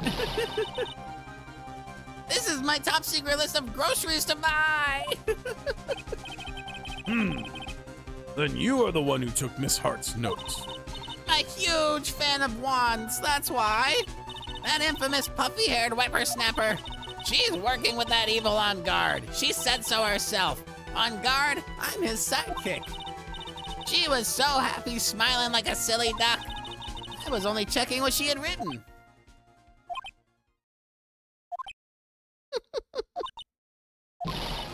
Veggie Poo, you believe me, don't you? I was only trying to help out the little angel, like the angel I am. It's only one little piece of paper. I've never taken anything else before. You really should come. You really should come with a supply of cheese to match your vintage wine. Damn. Well, it was only a piece of paper. I suppose we can overlook just this once.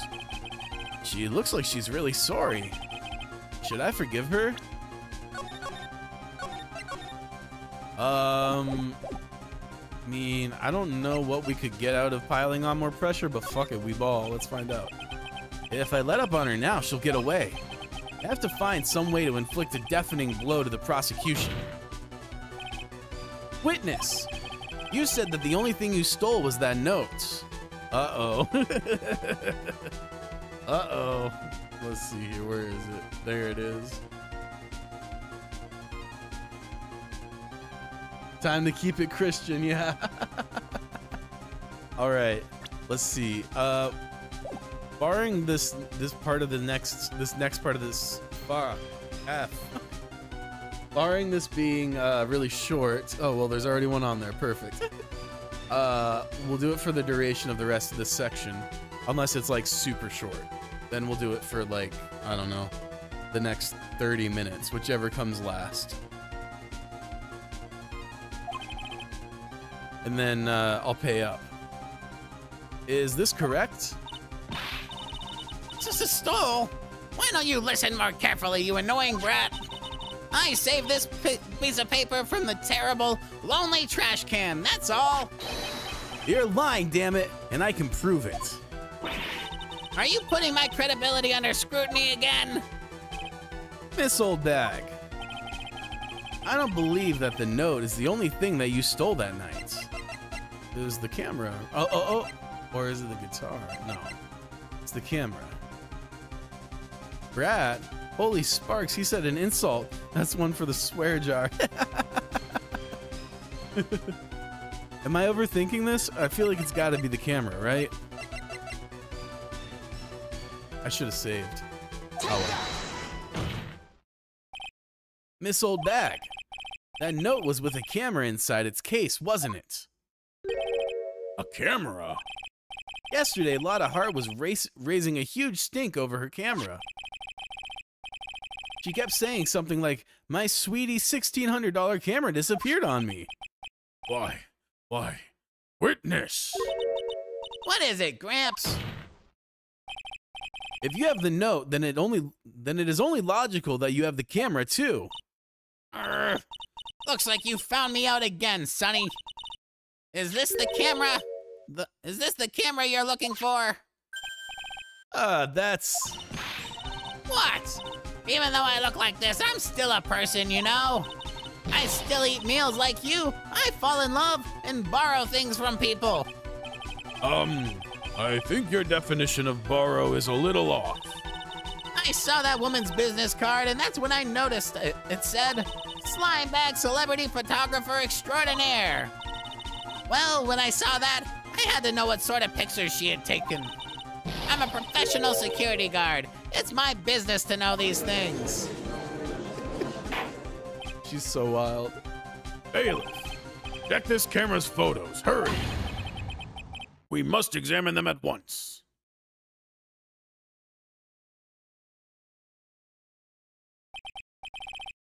Well, Mr. Edgeworth, what do we have? There's only one photo that seems to be relevant to this case. Please present it to the court. Aw, snap. This is the Nickel Samurai.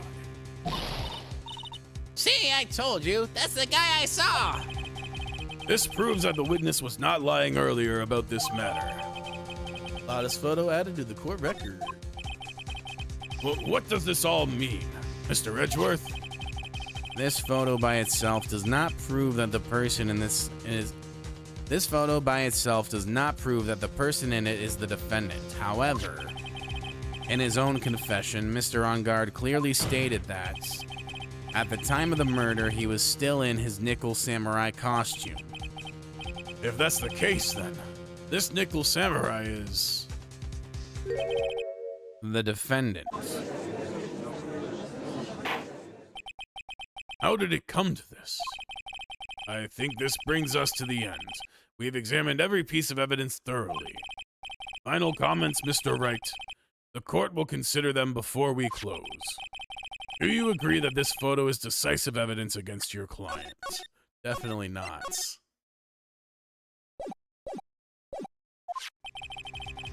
If this photo is really is decisive, then we're done for. Yeah, Maya might not last this day. But if I raise an objection here and blow it, then I would put Maya's life in jeopardy. I can't make a mistake here. There's only one road out of this mess. This photo that Lotta took, there's something strange with it, for sure. It's gotta be. There's something strange with this photo. I knew this was coming, right? Your thoughts, Mr. Edgeworth? I think we can all agree there's nothing strange with this photo. There's no way for the defense to debunk this photo even with a bunker buster. Debunk with a bunker buster? Is that what you're planning to do, Mr. Wright? Anyway, please look at the photo one more time. If you really believe you can honestly find something wrong with this photo, then you should only need one chance, correct? Oh God. Oh God. Well, I have to find something wrong with this photo. I can't let this chance go by. Where in the heck did she take this photo from anyway? It's all out of focus. Why can't she take a good shot, especially when it counts? Now then, let's hear your objection. What about this photo is strange? They're coming out of the wrong room. Right? Because, oh, there's one teddy bear. But this... Right? This is the wrong room.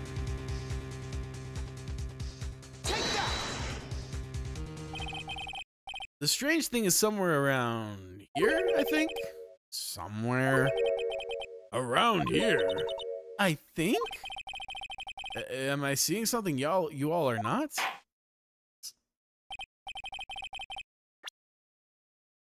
Alright, load.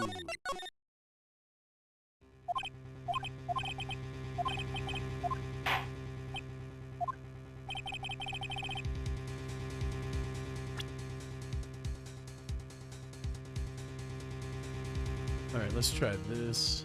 Unless there's something with the costume.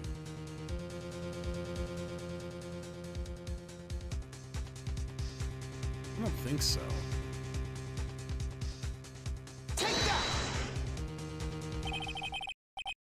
Nope, not that. So now it's got to be something with the clothes. Is it because the clothes aren't bloody? Random guess. That's a good guess. That's a good guess. I was thinking it has to be something with the clothes at this point. Excuse me. All right, let's take a look at the clothing.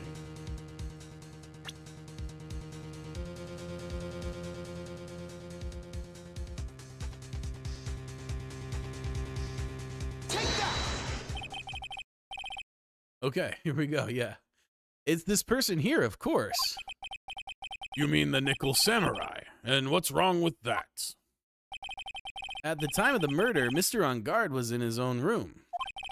Which means that this Nickel Samurai... If you think that's all it takes, you should reconsider your choice of occupations. I think it's about time you retired. It looks like there was no problem with this photo after all. What? Okay. Was that a red herring, maybe? It can't be. Oh, it's the gloves. It's the gloves, right?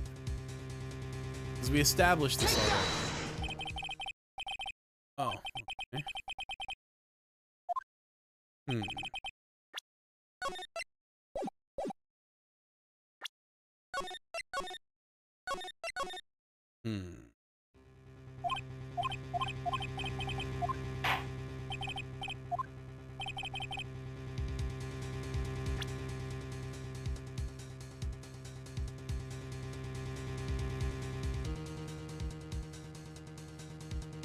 Oh, that's Sparks. Maya is cooked. I'm convinced it might be a fake. I mean, look at bro's pants. They're sort of sagging. Has to be someone shorter than On Guard. Just a hunch, though. Yeah, that's a good guess. I was kind of wondering the same. Let's see. Oh, this is different. I would like to direct the court's attention to this one area right here. Oh, what are you pointing to? His ankles? If you could see this person's ankles, that would be one thing. You might have cooked there, NSK. However, you can't. And what does that mean? The costume person in this photo could not have been Mr. On Guard. Excuse me. What is the meaning of this? I wonder if you would care to elaborate, with actual facts, that is. Let's take a look at the Nickel Samurai's poster. Oh yeah, for sure. That is not dragging at all. Please pay particular attention to the area around the bottom of the Hakama. His socks. You can see his socks. Exactly. However, in this photo, the Nickel Samurai is clearly holding his Hakama up just to walk. Nice. There's only one explanation for this. The person inside the costume is clearly much shorter than the defendant. All right, I think I've turned things around for myself this time. That's curious. Huh? What is? Edgeworth is unusually calm today. That's true. He's just letting the trial run itself, as if he's only along for the ride. Along for the ride? What do you mean by that? I can only guess that perhaps he doesn't feel under attack at all. Doesn't feel under attack? Then I haven't damaged his case at all? Mr. Edgeworth, where does this leave us? If the person in this photo is not met on guard, and everything the prosecution has tried to prove has become meaningless.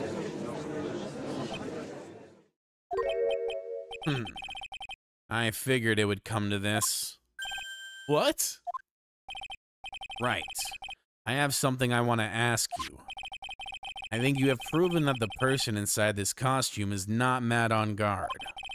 In that case, who is this a photo of? Who's the person wearing the Nickel Samurai costume?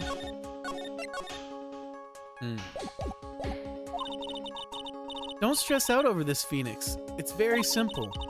What you should be focused on is Edgeworth's attitude, don't you think? Yeah. Why is he so calm? Mr. Wright, let's hear your thoughts. Get a better safe spot. Who is the person in this photograph? I mean, the only one that makes sense to me is Adrian. I gotta go with Adrian. Adrian Andrews. If you want to know who that Nickel Samurai is, it is none other than this woman. And why would you say it must be Miss Andrews? What in the world points you to her? For starters, she's short, and she can freely move in and out of Mr. On Guard's room. Finally, she had dinner with Mr. On Guard that night. And how does that all add up? It means that it makes it very easy for her to get to a certain item. A certain knife with Mr. On Guard's fingerprints all over it. The knife that was used as a murder weapon? Why don't you just say what it is you want, Mr. Wright? I have to do this now. This is my last chance to turn things around. The defense moves to indict Miss Adrian Andrews in the murder of Juan Carita. It was Miss Andrews who tried to frame the defendant for the crime. Order! Order! Order! It looks like this trial has hit a most unexpected development. Mr. Edgeworth. Yes, Your Honor. This court is issuing a subpoena for Miss Adrian Andrews. A verdict cannot be passed without first hearing her testimony. All right, this is it. This is kind of bad for us. Huh? What do you mean? If Adrian Andrews is summoned to court as a witness, it means that the trial will go on for another day. One more day? Ugh! If I don't get a verdict today, then Maya... Now then, we shall set Miss Andrews' testimony for tomorrow. Well, what am I supposed to do? The judge is about to adjourn court. We gotta raise an objection, right? Like...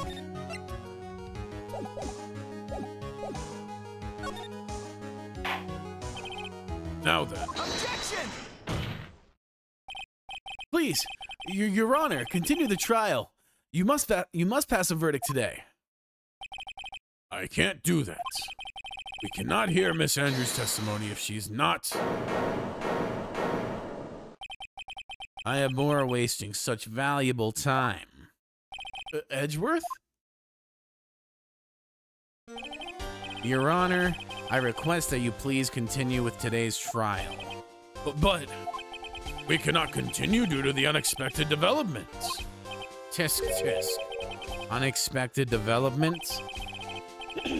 I think you underestimate me, Your Honor. And what do you mean by that? That Mr. Phoenix Wright would slave his way to subpoenaing Miss Adrian Andrews is all. Happening according to plan, even if Wright was a bit slow to catch on. What? What?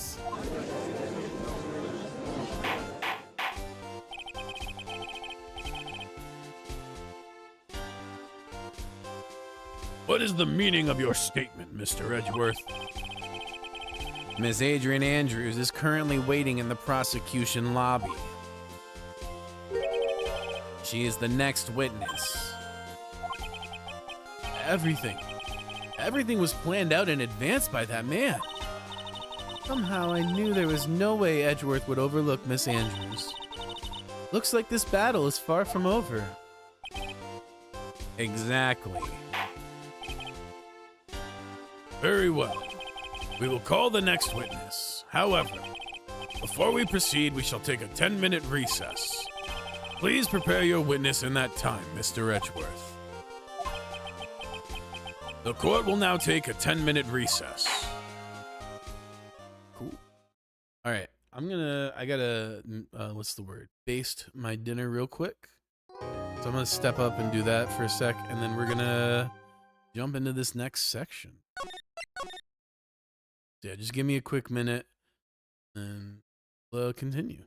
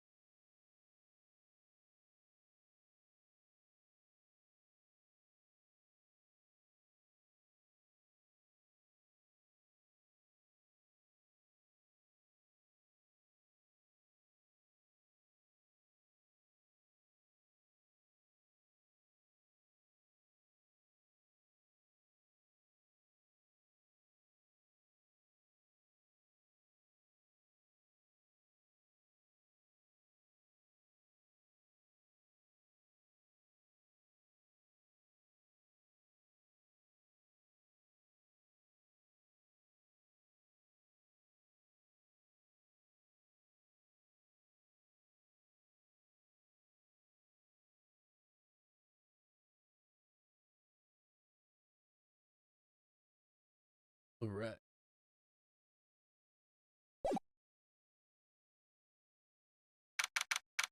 Thank y'all for hanging tight. Oh wait, let me snooze the ad. Actually, y'all are hanging tight. Wait, put it back 5 minutes. So, all right. March 22nd, 2:14 p.m. District Court Defendant Lobby Number 3. Dude, I can't believe that Adrian.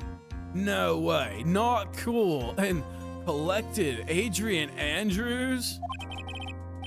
She is your manager. It would have been very easy for her to pull this off. The only person who had easy access to the knife you used at dinner was, well, her. So after the ceremony, during the break, huh? I was sleeping like a log the entire time. See, she could have also easily planted that blood-covered button on your Hakama. Because she was the one that came to wake me up. Excuse me. Then, dude, you're saying it was really her? Yes, she is the real killer. She was the one who murdered Juan Corrida. But why? I just thought she was buds with Juan. She has her own agenda. Her own agenda? What are you talking about? I'm sure you'll see by the time this trial is over. It'll be all right. I'll get you acquitted by the end of the day. Get me a verdict that's refreshing like a spring breeze, okay, Mr. Lawyer Dude? Phoenix, you think her motive is related to Celeste Impax's missing suicide note, right? Yes. Miss Andrews depended on Miss Impax as her strength and reason to live. But then Miss Impax suddenly killed herself. It sounds like she left a suicide note, and the person thought to have hidden it is Juan Corrida, the victim of the murder.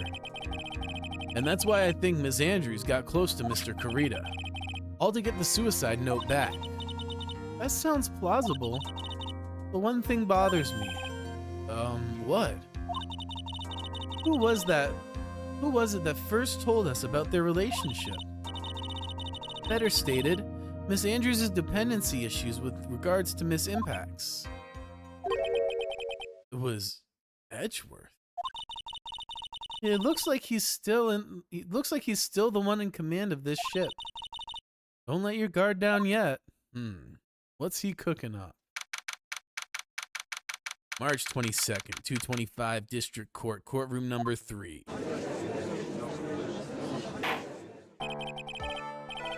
Court will now reconvene. Now then, Mr. Edgeworth, if you please. The prosecution calls the witness subpoenaed by this court. Miss Adrian Andrews, the person who discovered the crime in Mr. Juan Corrida's room.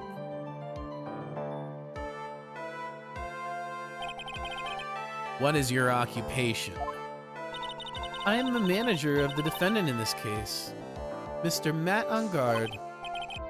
I see. Now then. Before we begin, Your Honor, I have one request. Yes, sure. Well, what is it? I'm sure everyone in this room is wondering the same thing, and would love to find out more about my relationship with the victim. After all, it was the topic of a certain weekly magazine recently. No, I have no idea what you mean. I've never even heard of Gossipland. You gotta be a little more slick than that, bro.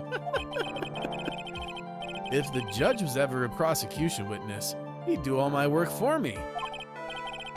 Anyway, I was wondering if you could please tell us about your relationship with the victim. Yes, I was seeing Mr. Corrida. I was also aware of the rivalry that existed between Matt and Juan. But this was a private matter between Juan and myself. So it was a fry and bait matter.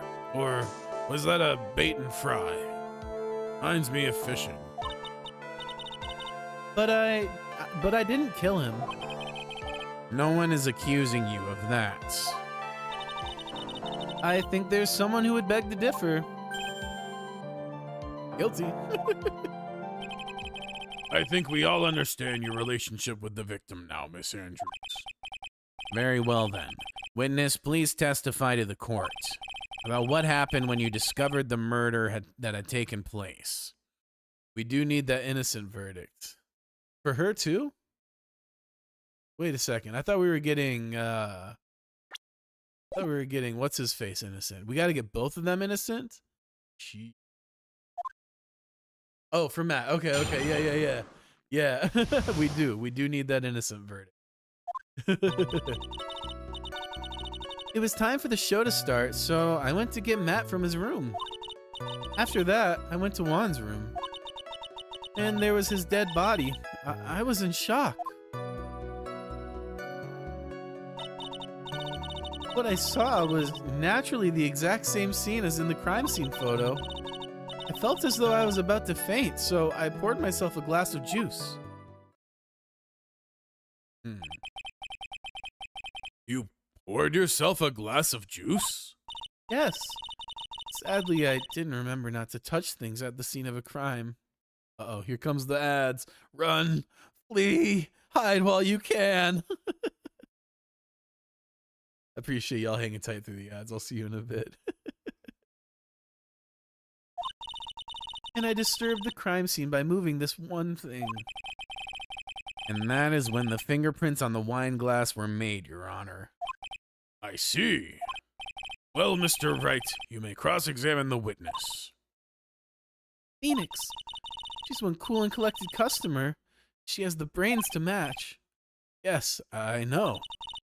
In order to catch a person like her, you have to avoid head-on confrontations.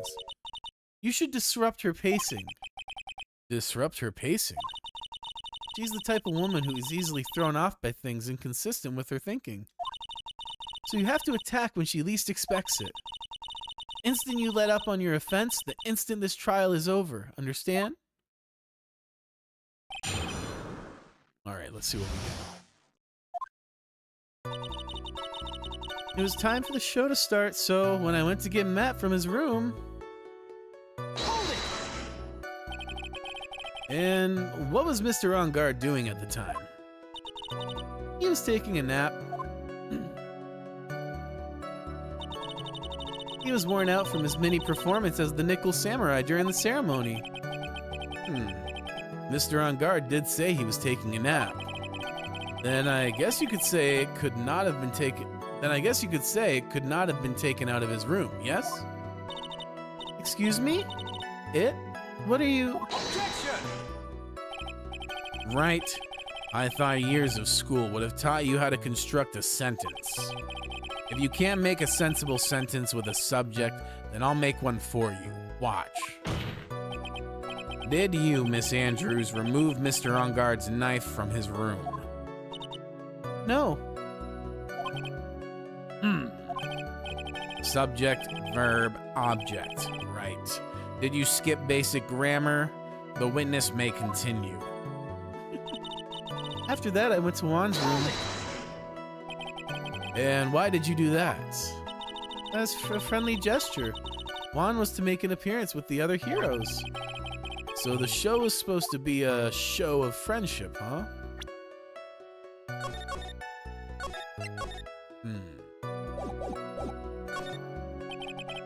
Is that the only reason? I beg your pardon? What are you implying? You had a certain goal in mind when you started to get close to him, correct? So perhaps you had a more personal matter to discuss with the victim. Sorry, but I didn't have any such intentions in mind at the time. I can't get her to talk without a strong piece of evidence, I guess. May we continue now? Witness, what did you see when you got in the room? And there was his dead body. I was in shock. You were in shock? What? Was I not supposed to be? Miss Andrews is a very calculating person. And despite how close they were, I doubt she had romantic feelings for Mr. Kurita. Anyone randomly stumbling upon a dead body would be in shock. And you can't seriously expect that a young beauty like her would not be shocked. Somehow I don't think beauty has anything to do with being shocked or not. I see. What I saw was naturally this exact same scene as in the crime scene photo. This is the photo you're referring to, correct? Yes, the one with the knife lodged in his chest. And the guitar case was like this too? Yes, it was open and empty, of course. And then, what did you do next, witness? I felt as though I was about to faint, so I poured myself a glass of juice. Juice? Yes, there was a bottle of tomato juice on the table, so I helped myself. But you didn't drink any of it, did you? Huh? There were no lip marks left on the wine glass to suggest that anyone drank from it. I wasn't feeling terribly great, so I set the glass down without drinking it. Miss Andrews, I would like to confirm with you one more time. When you discovered the dead body of Juan Carita, you were in great shock. And that's when you poured yourself a glass of juice, correct? And what of it? My mind was really a complete blank at the time. Your mind was a complete blank? I didn't think that was possible for you. Aren't you rude today? I was so dazed that I made one careless mistake. That one thing. What one thing? Never mind. It's no big deal. What was she starting to say just now? Oop. That's right. 1 second. Woo!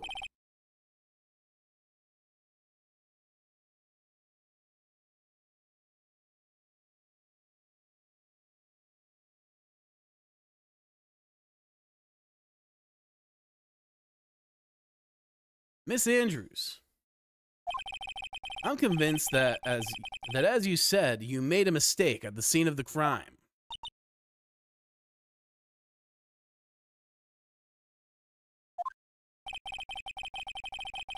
What I really want to know is what this mistake was. Actually, so would I. I'm sorry, it's kind of embarrassing. When I set the glass down on the dresser, I accidentally knocked the flower vase over.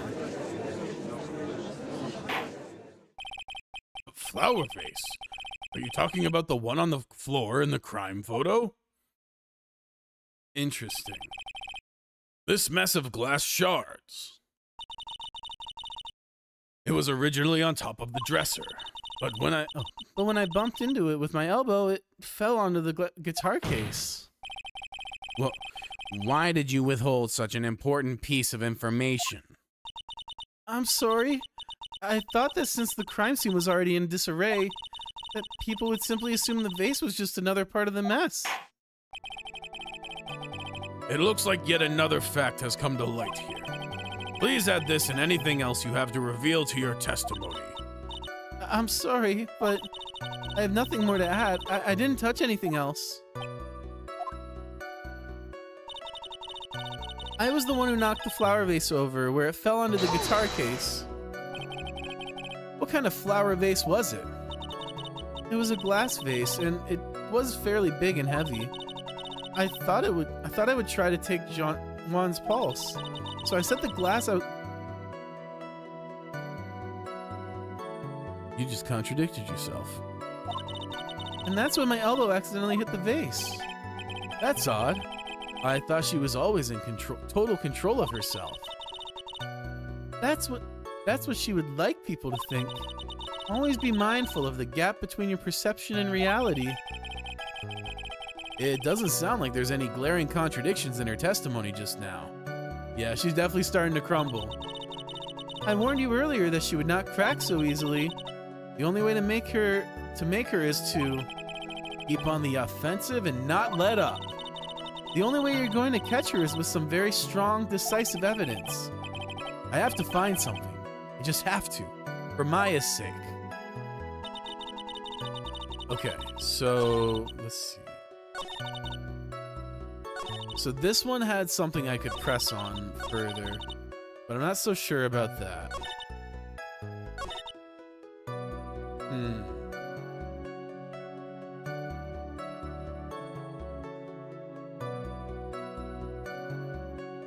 it fell onto the guitar case.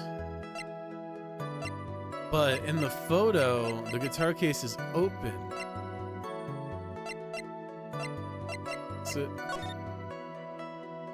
And so if it fell on it, stuff would be inside. Let me save. But I think I'm on the right track. I don't know if I have the right piece of evidence to present, but I think I'm on the right track. Objection! You testified that you knocked the flower vase over. Is this correct? Yes. And are you sure it fell onto the guitar case? Is there some problem with what I said? I'm cooking. Let's go. It's not some problem. It's a major problem.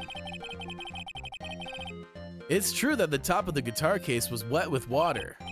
However, that's exactly what is so strange.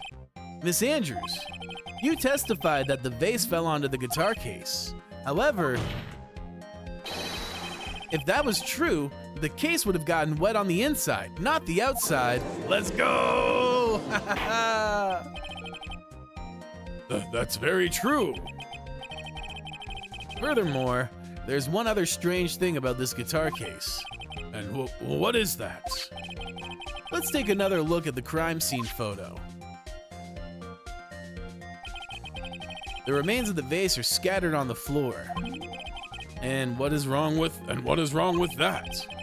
If the guitar case was open when the vase fell, the glass shards should be inside, not outside the case. Huh. Objection! What is your point, right? That the case was closed at the time the vase was knocked over? Is that all? Objection! No, think back to what Miss Andrews testified to. She said that other than the vase, she didn't touch anything else. Yes, that's right. She did implicitly say she didn't touch the guitar case. Objection! But this whole matter with the guitar case is a dead end. The bright red guitar was found at the studio. It has no bearing on this case at all. That may very well be. However, the empty guitar case doesn't seem to have no relation to this case, doesn't it? It seems that there is no deeper meaning to the guitar case. Well, Mr. Wright, do you think we need to hear more details on the guitar case? There's gotta be something here. Make her testify. The empty guitar case. I believe this is a crucial piece of the puzzle. I can't believe anyone would reach for straws like this, but it is you. Can't believe I'm doing this either. All right, I'll follow along for now. Miss Andrews, please testify to the court about the guitar case. Yes, Your Honor.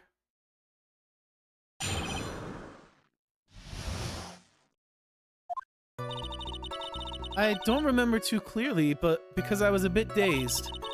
I suppose I must have opened the guitar case after I knocked over the vase. It's not a big deal though, right? The case was empty after all. As for why I opened the case, even I don't know. It looks like this really wasn't very important. A very important point. This wastefulness is such a familiar feeling by now that it's almost comforting. Anyway, I'll just go ahead and start the cross-examination. Using any way to change the topic. A convenient escape for a weak man.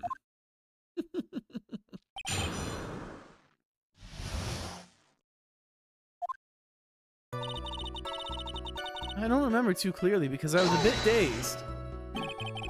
During your testimony just now, did you remember those events clearly in your mind? Well, you see... Are you sure you are the one who opened the guitar case?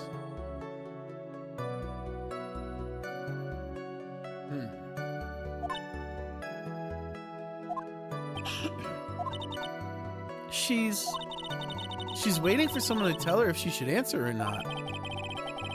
Sounds like her dependent side is taking over. Well, Miss Andrews? Yes, it was me. I suppose I must have opened the guitar case after I knocked the vase over. So, you opened the guitar case then? Yes, well, maybe. Why did you open the guitar case? Huh? Mr. Kurita's dead body was right there in front of you, wasn't it? I would think that the first thing you would do is call for help, not open a guitar case. As the witness has said multiple times, when she found the dead body, she was dazed. Maybe I was curious to know if the bright red guitar was all right or not. I thought maybe the criminal took it. Why would she care about the bright red guitar? But getting back on topic, even when dazed, why the guitar? Yeah, for sure. It's very flimsy. Something about it ain't right. I agree. It's not a big deal though, right? The case was empty after all. Was it really empty? I was just wondering if maybe when you opened the case, the guitar was still inside. How long have you been a lawyer, Mr. Wright? Have a little professionalism. The bright red guitar was found at the studio. These trials would be over in half the time if you would just pay attention. Yes, pay more attention, Mr. Wright. Sorry. As for why I opened the case, even I don't know. Was that because you were shocked and dazed at discovering the victim's body? Yes, that's probably it.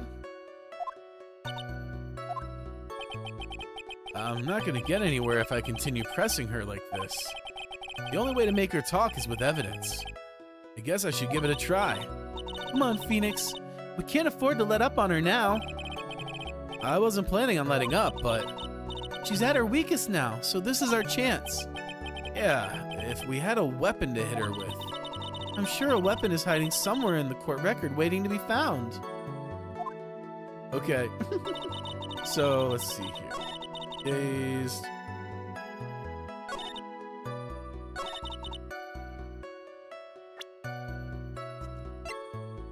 Let's see.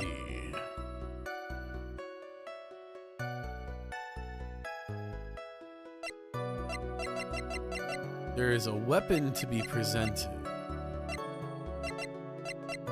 which just naturally leads me to this. Let me save real quick. Alright. I'm not really sure what the connection is, but they kept saying weapon. Yeah, no, I don't think so.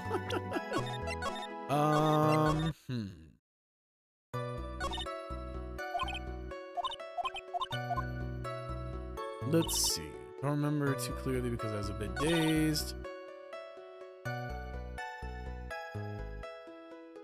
Open the guitar case after you knock the vase over. It's not a big deal though, because the case was empty after all.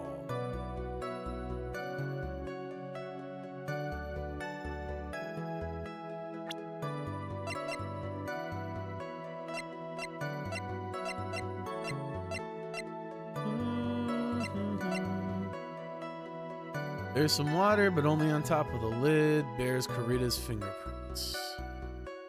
Okay.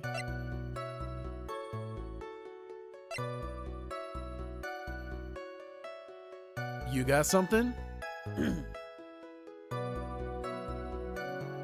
You think you got it? Damn. I'm still stumped.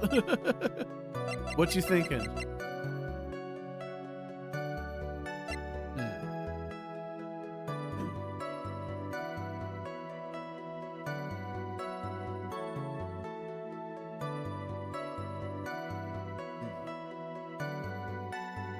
A weapon.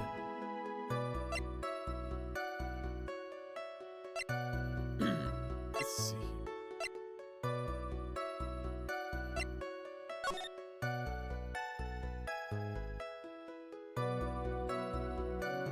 The statement I suppose I must have opened the guitar case after I knocked the vase over, but the evidence says the case was wet. Oh, smart. I see what you're saying. Okay.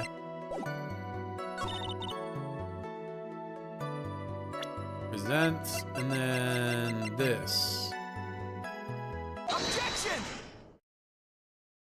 Look at you cooking. There is no way you were the one who opened the guitar case. Why would you say that? It's elementary, my dear Watson. Because the only fingerprints on this guitar case are those of the victim. Oh, okay. Okay, that makes sense. Yeah. We still got it, yeah. What is it, Miss Andrews? You shouldn't assume that I must have left prints just because I touched the case. What do you mean? What if I were to tell you I was wearing gloves at the time? Gloves? But why would you be wearing gloves at the time? It was the night of the award ceremony, so of course I dressed up for the occasion. Yes, now I remember. I'm almost sure I was wearing a pair of thin gloves. I see. Well, Mr. Wright, it seems the witness was wearing gloves at the scene of the crime.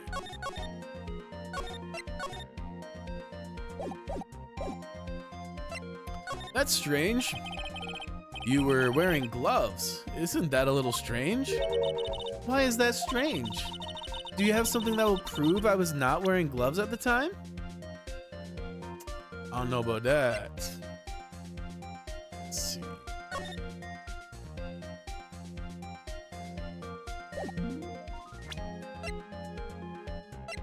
Oh, yes. The glass. Perfect. I have your proof right here. This wine glass. The wine glass? You left your fingerprints very clearly on this wine glass. Ah. Even if you took your gloves off when you poured yourself the glass of juice. Damn, she's terrible at this statement thing for real. What do you think? It was just a little strange that you put your gloves back on just to open the guitar case? Her glasses broke.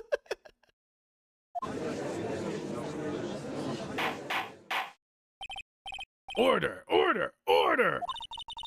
Looks like you hit the nail on the head this time. What do you mean?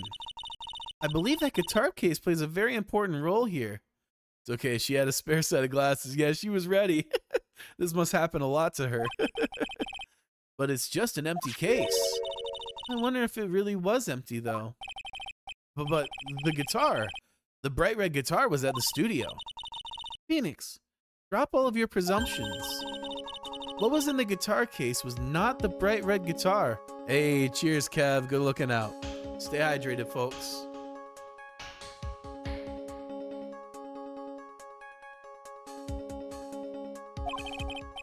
You don't mean it was a bright white guitar? Oh, wait, no, that's not right either. I admit it would be unnatural for someone to do that. So the witness was not wearing gloves despite the fact that on the case... Objection! Your Honor, this is obviously the defense's usual misdirection tactic at work. Holy notifications, 1 sec. Oh my god.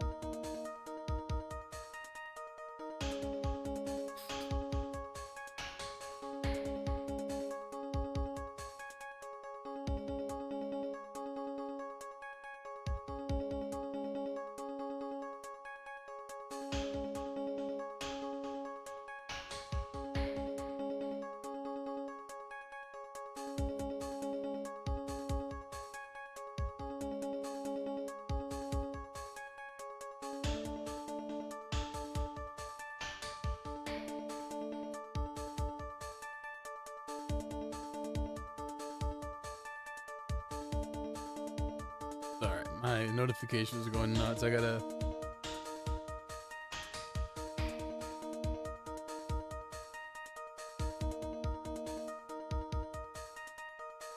I'm realizing too, I think I'm approaching the point where I'm no longer gonna be able to moderate these comments.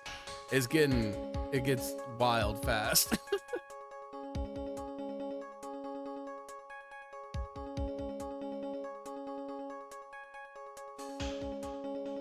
Which comments? Oh, threads. It's been definitely getting to the point where it's just too many in any given day to moderate. But I'm trying to keep it moderated while I can, just to try to like set the culture, hopefully, you know, and minimize it. Because it's not like I could afford to hire anyone to do it for me. How bad is it? Never used it low key. It's not too bad, but like when you go viral, like I have like 3 posts that are like multiple thousands of likes on them and interactions. And so like when you're like regularly going viral, you get a lot of trolls. And I want to keep like a specific vibe because like the whole debate bro culture is trash. But threads overall is pretty chill. It's very libbed up. So it's like a lot of liberals and leftists, and then you get a lot of like conservative troll bots or troll accounts, but for the most part people are chill. But I do like a lot of political shit posting, so my comments get particularly incendiary sometimes. Okay.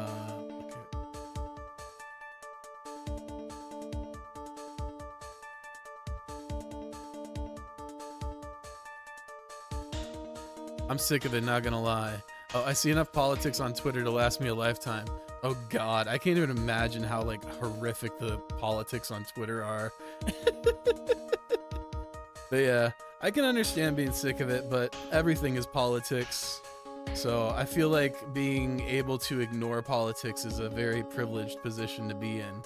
Because if you can, then it just indicates that you're not being materially affected by it.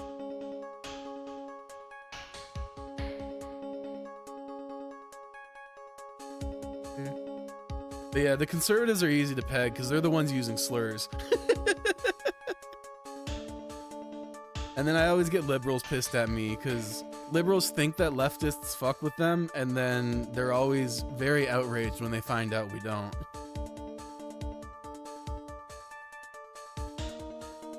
On Twitter, you open the app and you see every Hitler strongest soldier tweet. Yeah, Christ, that sounds like a nightmare. Yeah, I ain't been on Twitter in a hot minute. But yeah, I just wanted to moderate my comments real quick because I haven't looked at it in a couple hours and it's already getting saucy. I used to only have to do that like once a day. Stay away from it. Low-key site sucks. Yeah, I check it like this is actually the only time of year where I might check Twitter occasionally is because I'm looking for like trade rumors for hockey because the trade deadline's tomorrow. And they tend to break on Twitter before anywhere else, but that's literally like the only time I use Twitter is this week. Anyway, appreciate you hanging tight. I am officially detached from my phone again. Excuse me. But yeah, if you don't like the attitudes and stuff on Twitter, check out Threads and be very proactive with blocking.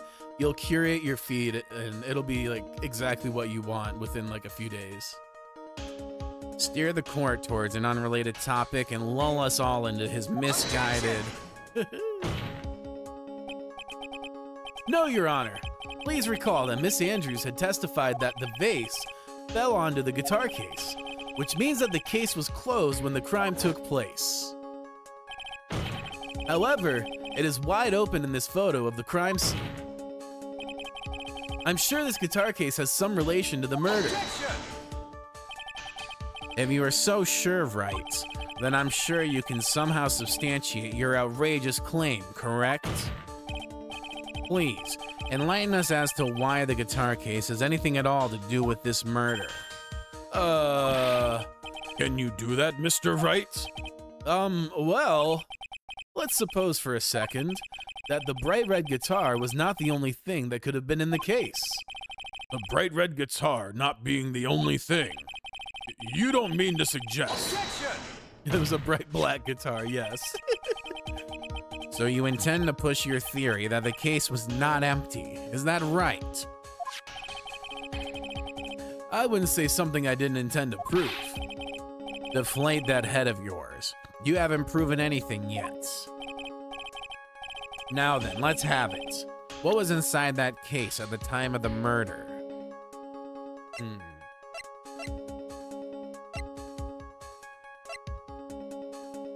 My hunch is the suicide note, but I'm not sure how to like argue that. Whoa, whoa, whoa, whoa, chill, controller.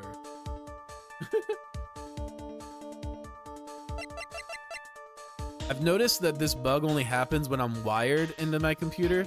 I plan to get a rechargeable battery soon, so this won't happen anymore. Oh shit, I should have saved. And why would something like that be inside a guitar case, let alone this one? Why, Mr. Wright, why? Well, I just thought it might have been possible. I have a suggestion. Why don't you put that in the void where your brain is supposed to be? Yes, and never bring it out again. Damn. And a foolishly foolish fool gets some love. Oh, damn, he's missing Von Karma now. Okay. So what would be inside the case?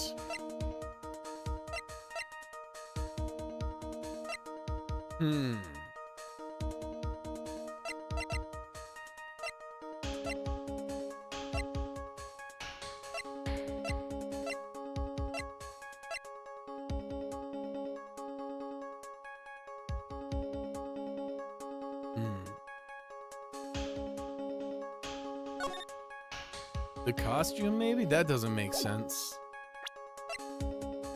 The knife came from their room, so it's not that. It's not any of these. Unless it...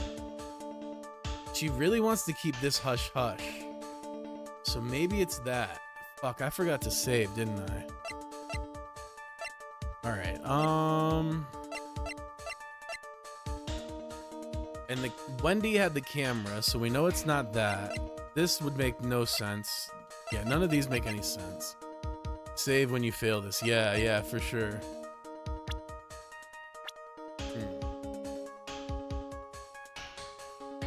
This maybe, but I don't think so. I don't think it's this. Okay, wild thought. Let's hear it. Let's hear it.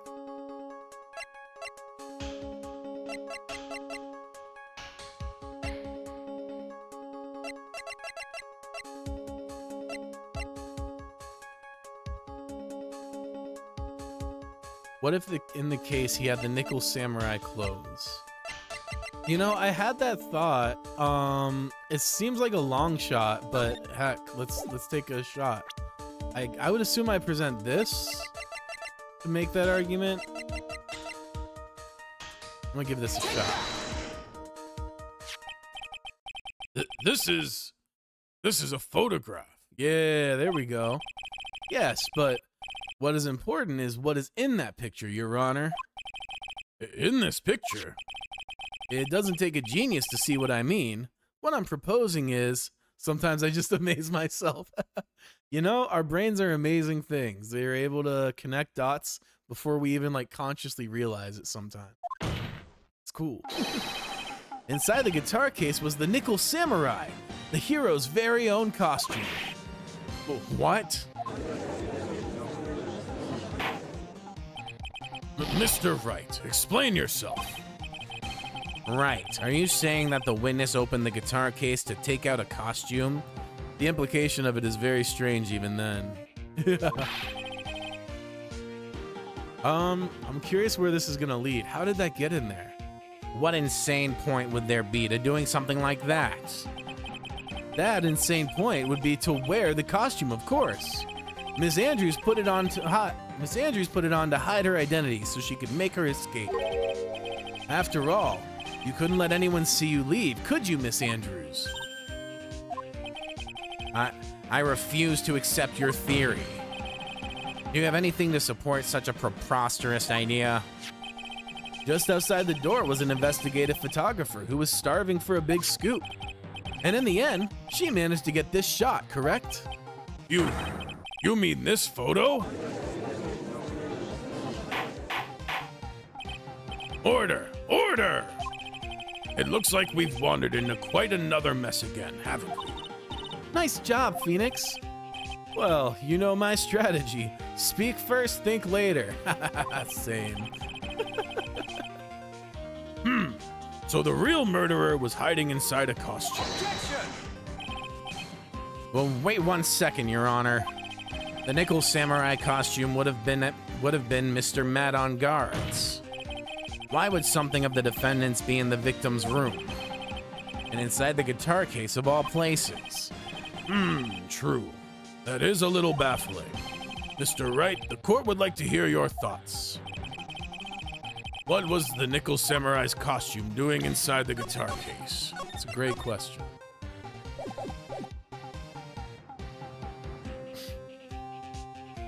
It was stolen. It was a spare. It had to be a spare because On Guard was sleeping in his costume. Mr. On Guard did not take his costume off during the break period. In that case, the costume we were talking about was a spare. What? Then, are you saying that on the night of the murder, there were 2 Nickel Samurai costumes at the Gatewater Hotel? Yes, that is what I'm saying. And how do you explain the costume that was inside the guitar case? It would mean the victim himself had brought this spare to the ceremony on purpose. Interesting. But why? The victim, Mr. Kurita, was the Jammin' Ninja. That was Juan's case, though. Yeah, which is what's very strange about it. Why would he secretly bring the Nickel Samurai's spare costume with him? What could be the reason behind such a peculiar act? And therein lies the sticking point. Objection! Oh, God. What are you mumbling to yourself about now? Have you just been rambling all this time without any sense of inner monologue? Huh? No, I just... Mr. Wright, please explain yourself. Why do you think the victim had the Nickel Samurai spare costume? Phoenix, are you sure you can explain this one? Think carefully before you answer, and then answer with gusto. I believe in you. All right, this is what I think. The reason the victim brought the Nickel Samurai's spare costume to the hotel was he gonna become the Nickel Samurai, maybe?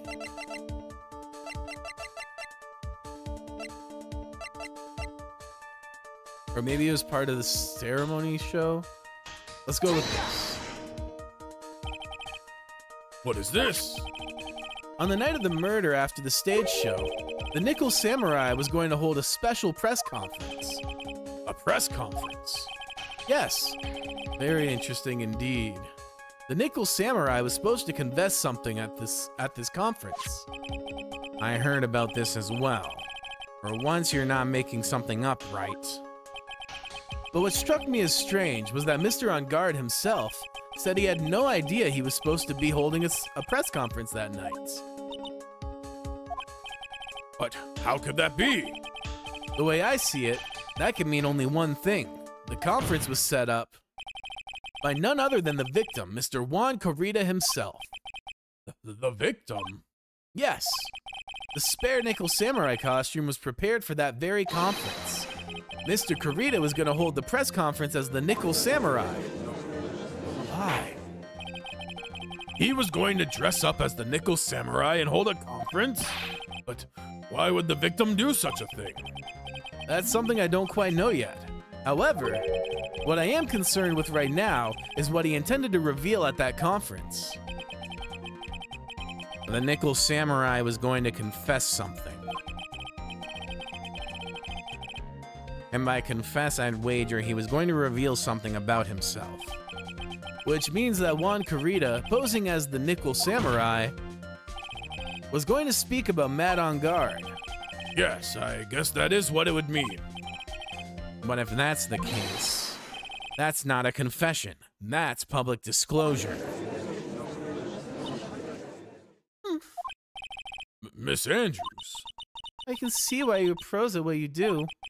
pardon me? Yes, just as you say, the press conference was set up by Juan. Miss Andrews, please offer us an explanation of this.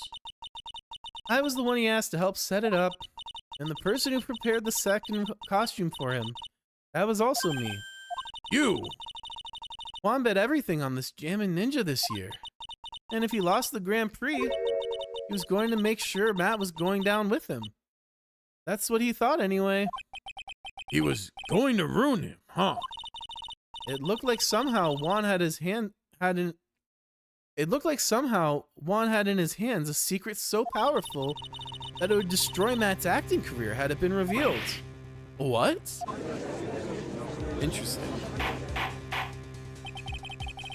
And you know what this secret of Mr. On Guard's is, Miss Andrews? That's something only Juan knew. I don't know what it was. Ah, I see.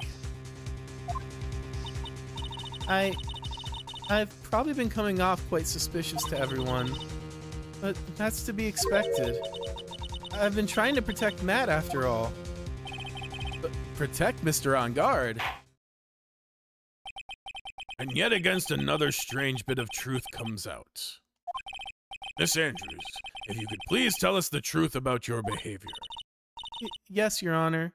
I understand.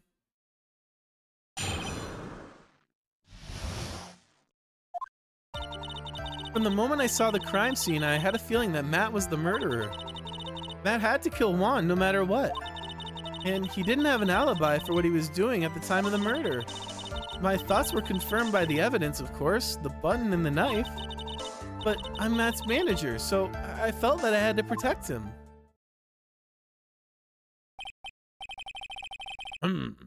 This does account for everything. Well, I am the logical type. We're finally seeing her true self. She's more nervous than a scared rabbit.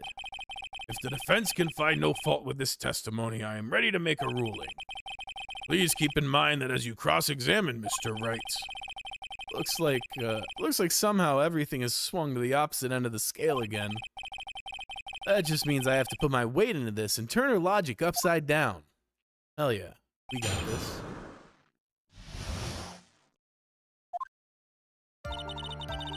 From the moment I saw the crime scene, I had a feeling that Matt was the murderer. Would you say that your intuition was speaking to you? Don't confuse my methods of reasoning with your own. Sure. If you want to prove that someone did something, you need three things. 3 things. A motive, an opportunity to commit the crime, and finally, decisive evidence. And if you think these three things through, the answer becomes quite clear. You should have already known that, Phoenix. They didn't teach us that. They didn't teach that to us in school. At least, not from what I remember. May I continue now? Matt had to kill Juan no matter what. So, would you say this need came from the press conference? Yes. Do you know why Juan chose that event in that hotel for the conference?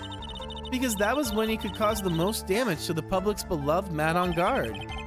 and you knew of this plan, didn't you, Miss Andrews? Yes, because I was the one who set up the conference and prepared the costume. What? I'm sure Mr. On Guard himself didn't know anything about the press conference. Oh, really? Can you show me any proof that he didn't know about the press conference? Anyway, the important thing here is that this information was not in your testimony. Yes, I agree. Miss Andrews, please correct your testimony, if you please. Grasping at straws now, are we, Mr. Wright? I know what his motive was, but I don't have any way to prove I'm right. Has Mr. On Guard done something to hurt or betray you personally? Why do you ask? You were the one who helped Mr. Kurita with his press conference. And that event was supposed to bring down Mr. On Guard, yet you still helped out. Objection! The person on trial right now is Mr. On Guard, right? What the witness was thinking, helping the victim with his plan, is none of our concern. In any case, this means that the defendant had a motive to kill. Why do I keep doing this to myself? And he didn't have an alibi for what he was doing at the time of the murder. But didn't you already testify earlier that Mr. On Guard was taking a nap in his room? Are you telling me now that that too was a lie so you could cover for Mr. On Guard? Excuse me. I'm not telling you anything of the sort. When I went to get him for the show, he honestly was sleeping. However, as to whether he was sleeping the entire time, that I cannot say. I was too busy setting up the stage at the time. I keep trying, but I can find no flaws with what Miss Andrews has said. I can't say the same for some people here in this courtroom, however. The judge is glaring straight at Mia. He's glaring at you, smart guy. My thoughts were confirmed by the evidence, of course, the button and the knife. But I'm Matt's manager, so I felt that I had to protect him. As I expected, Miss Andrews' testimony seems pretty solid. Really? Because to me it sounded a little wishy-washy. Wishy-washy? Well, I guess we'll see if I press a little more. You should know this by now. You'll need strong, decisive evidence to make her talk. Got it, Chief. I'm gonna pin you down this time, Miss Andrews. Okay.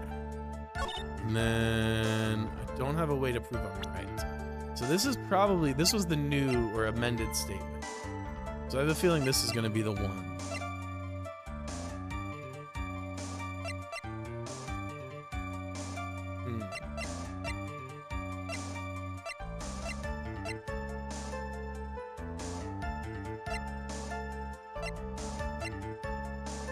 Huh.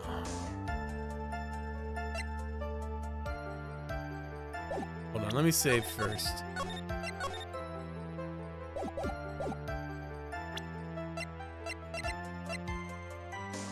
Objection! Nope. Alright, so what do we got? Let's see here. The moment I saw the crime scene, you had a feeling that Matt was the murderer. That's very strange.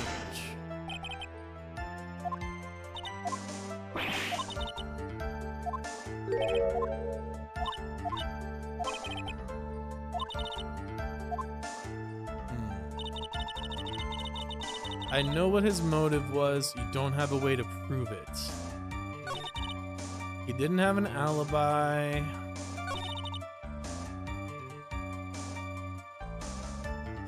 The button and the knife.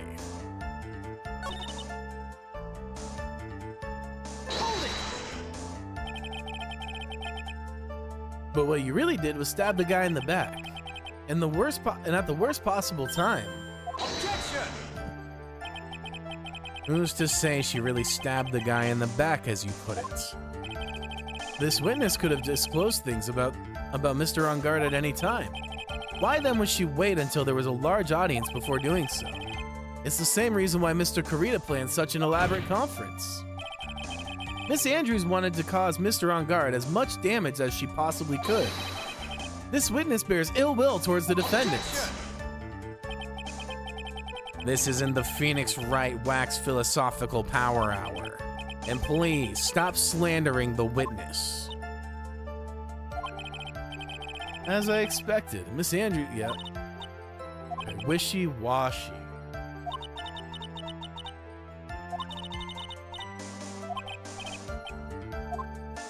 Wishy-washy.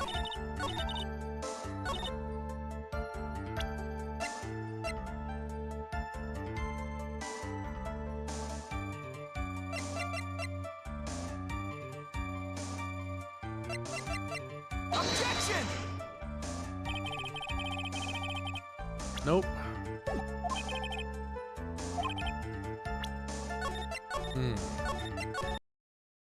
Wishy-washy.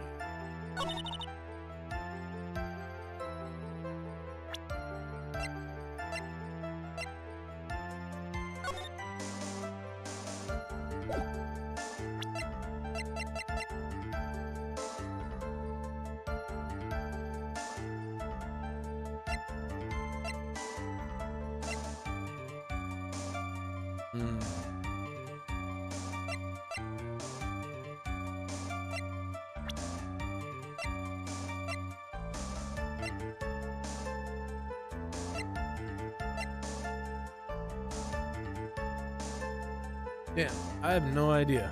Let's see here. What could it be? Wishy-washy. Seems to be the clue they're giving me.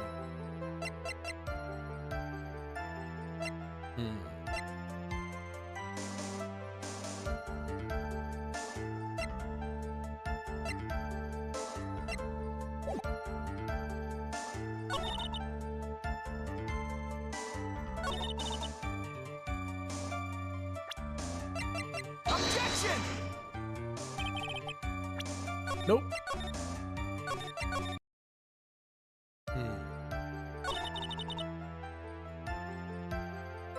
Huh. I have no idea. Let's see.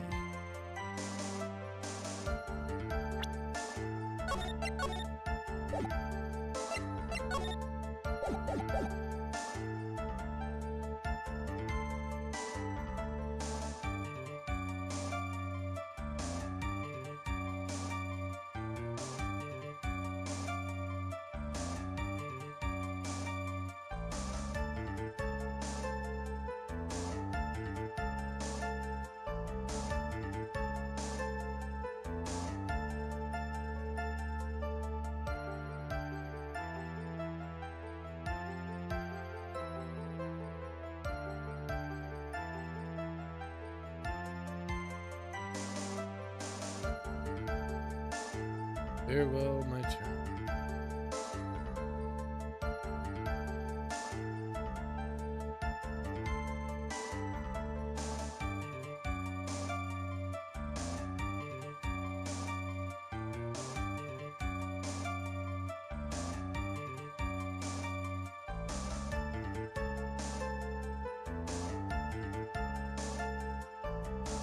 What part are we on? 2-2.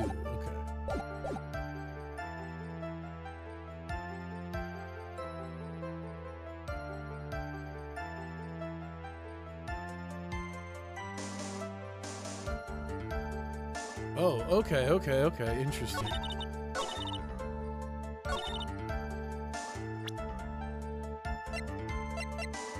Objection! Because those had not. Wait, what?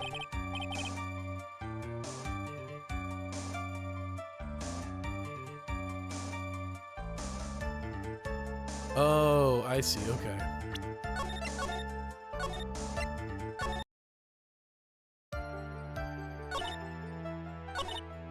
Hold it! Here we go.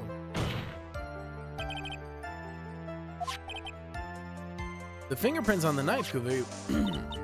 Then, what about the button? The button? It's clear from the crime scene that the victim and his murderer fought. And during the fight, the killer ripped the button from Jammin' Ninja's costume.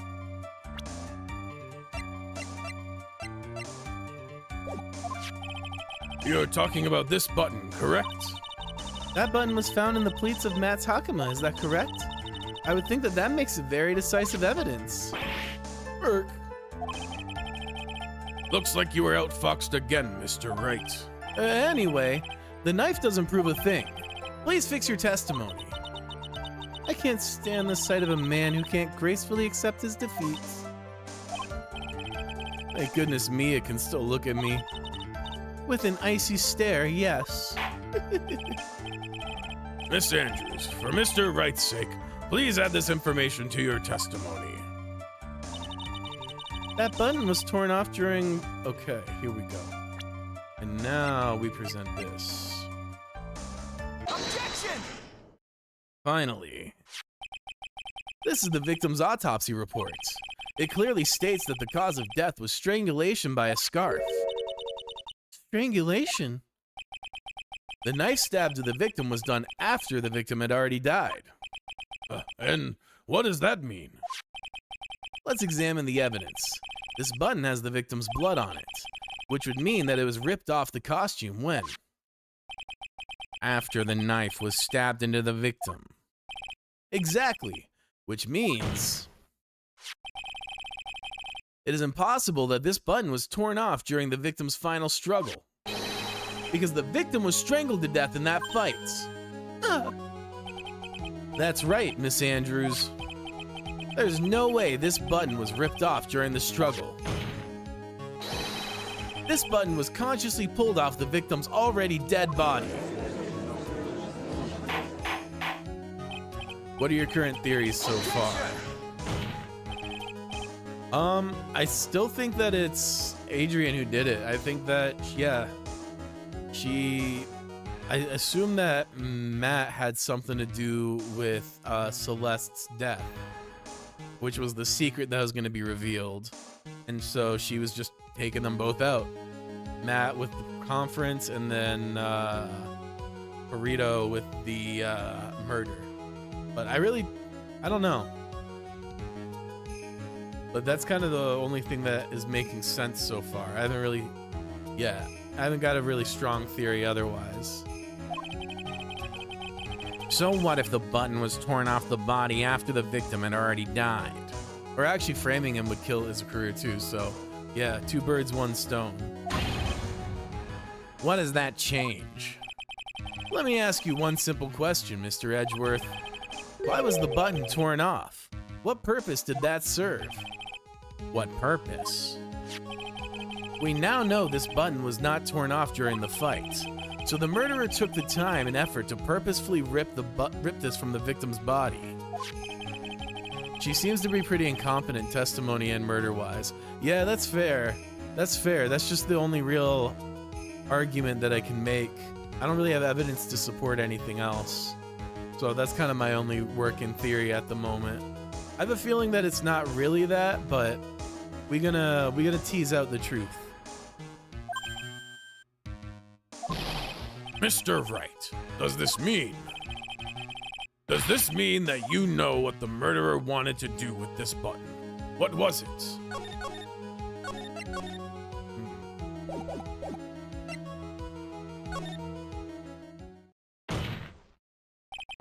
There's only one logical reason for doing something like that. It was to pin the crime on Mr. On Guard. There's no way anyone would put a bloodied button in their own pants. That's right. Mr. On Guard was set up. By the real killer, of course. And the real murderer is... Well, Mr. Wright, who in the world is the real killer then? Finally. Can't believe I managed to bring this trial all the way up to this point. Phoenix, you can't let your guard down yet. Not until the very end. Alright, let me save. Shit. The real killer, the person who planned to frame Mr. On Guard is...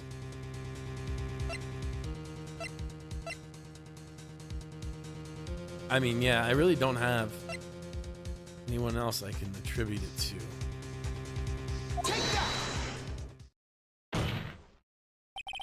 Miss Adrian Andrews, I choose you.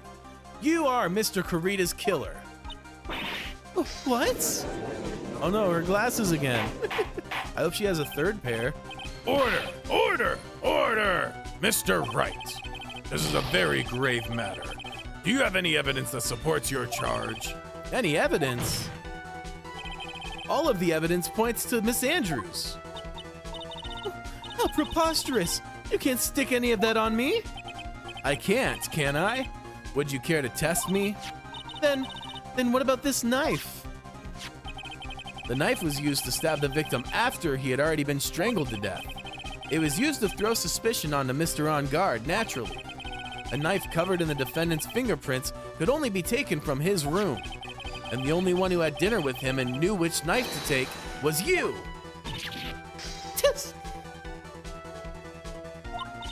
Then, what about the button that was found in Matt's Hakama? This button was removed from the victim's body after he had already died. The only people who could have done so were the person who found his body or the killer. However, if Mr. On Guard was the killer, there's no way he would have put such incriminating evidence in his own Hakama. The only person who could have put this button into Mr. On Guard's Hakama is the person who went to wake him from his nap, which is you, yet again, Miss Andrews. I see. What about the empty guitar case? That is also another piece of evidence that incriminates Miss Andrews. That costume was used to hide the real killer's identity as they fled the crime scene. Now, who could have known that there was such a costume inside the guitar case? It could only have been the person who prepared the costume for the victim. And that person is you, Miss Adrian Andrews.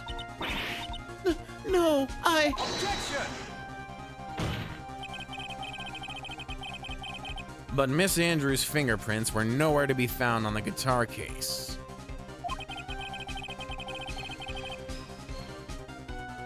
And it was you who proved that she was not wearing the gloves at the time.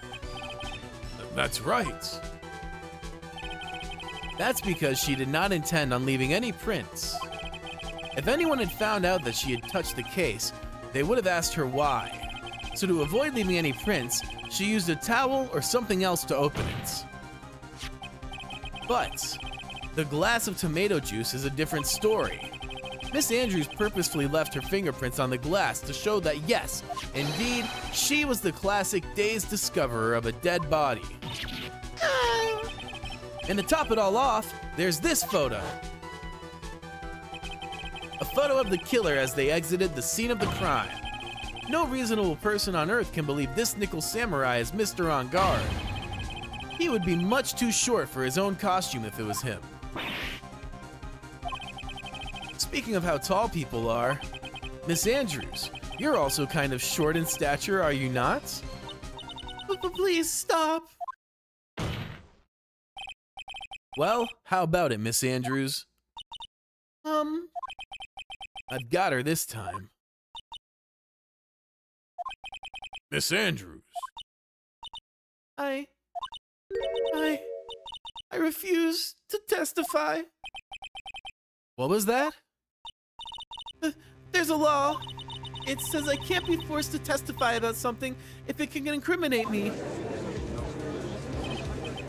Well, yes. You are absolutely correct, Miss Andrews.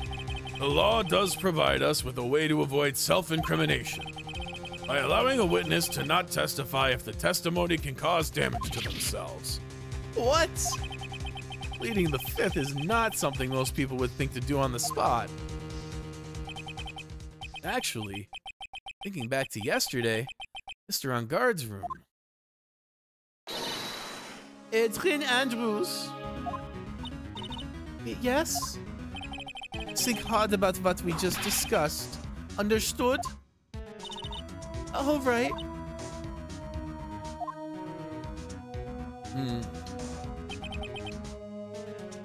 That's it. That's when Franziska planted this idea into her head. She must have told Miss Andrews not to testify if things looked bad. You did a good job proving everything up to this point, Phoenix. Von Karma's still screwing us over. For real, for real. Ruthless. But there's still one thing you haven't done. Something I haven't done? What's wrong, right? Are you finished already? Run out of evidence? What is so humorous, Mr. Edgeworth? I'm sure you realize this as well, Your Honor. But everything the good lawyer here has proven up to this point is meaningless. What? Everything you have proven is circumstantial. Circumstantial?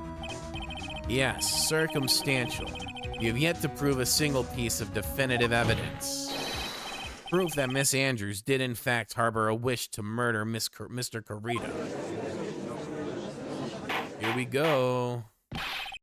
Miss Andrews, did you want to kill Mr. Corito? I believe this may lead to me incriminating myself, so I will abstain from answering. But, Miss Andrews, if you do that, it would be the same as admitting your guilt, don't you think? Maybe so or maybe not. There's nothing to prove it either way. Besides, you don't even know what crime I would be guilty of due to my silence. No, she's taking that defiant attitude again. Mia, what should we do? Somehow, we've landed in the worst possible situation. I think we have reached a certain conclusion at this point in time. Miss Adrian Andrews has refused to testify. and the defense's theory that she is the actual murderer has not been fully substantiated with solid definitive proof. But that's not true. In this situation, there's only one thing this court can do, and that is to declare a recess. Recess? I request that both the prosecution and defense look further into this matter. And at tomorrow's trial, Tomorrow? We don't have a tomorrow. If we don't get a not guilty verdict today, then... Please wait, Your Honor. That's not necessary. The trial. We have to finish today, you're right. Please continue the trial. What are you sweating for? Your client is getting one more day to live, isn't he? That's not it. This isn't about that. Edgeworth, I know you know who the real killer is. Please, let the trial continue. If I don't get the verdict, then Maya...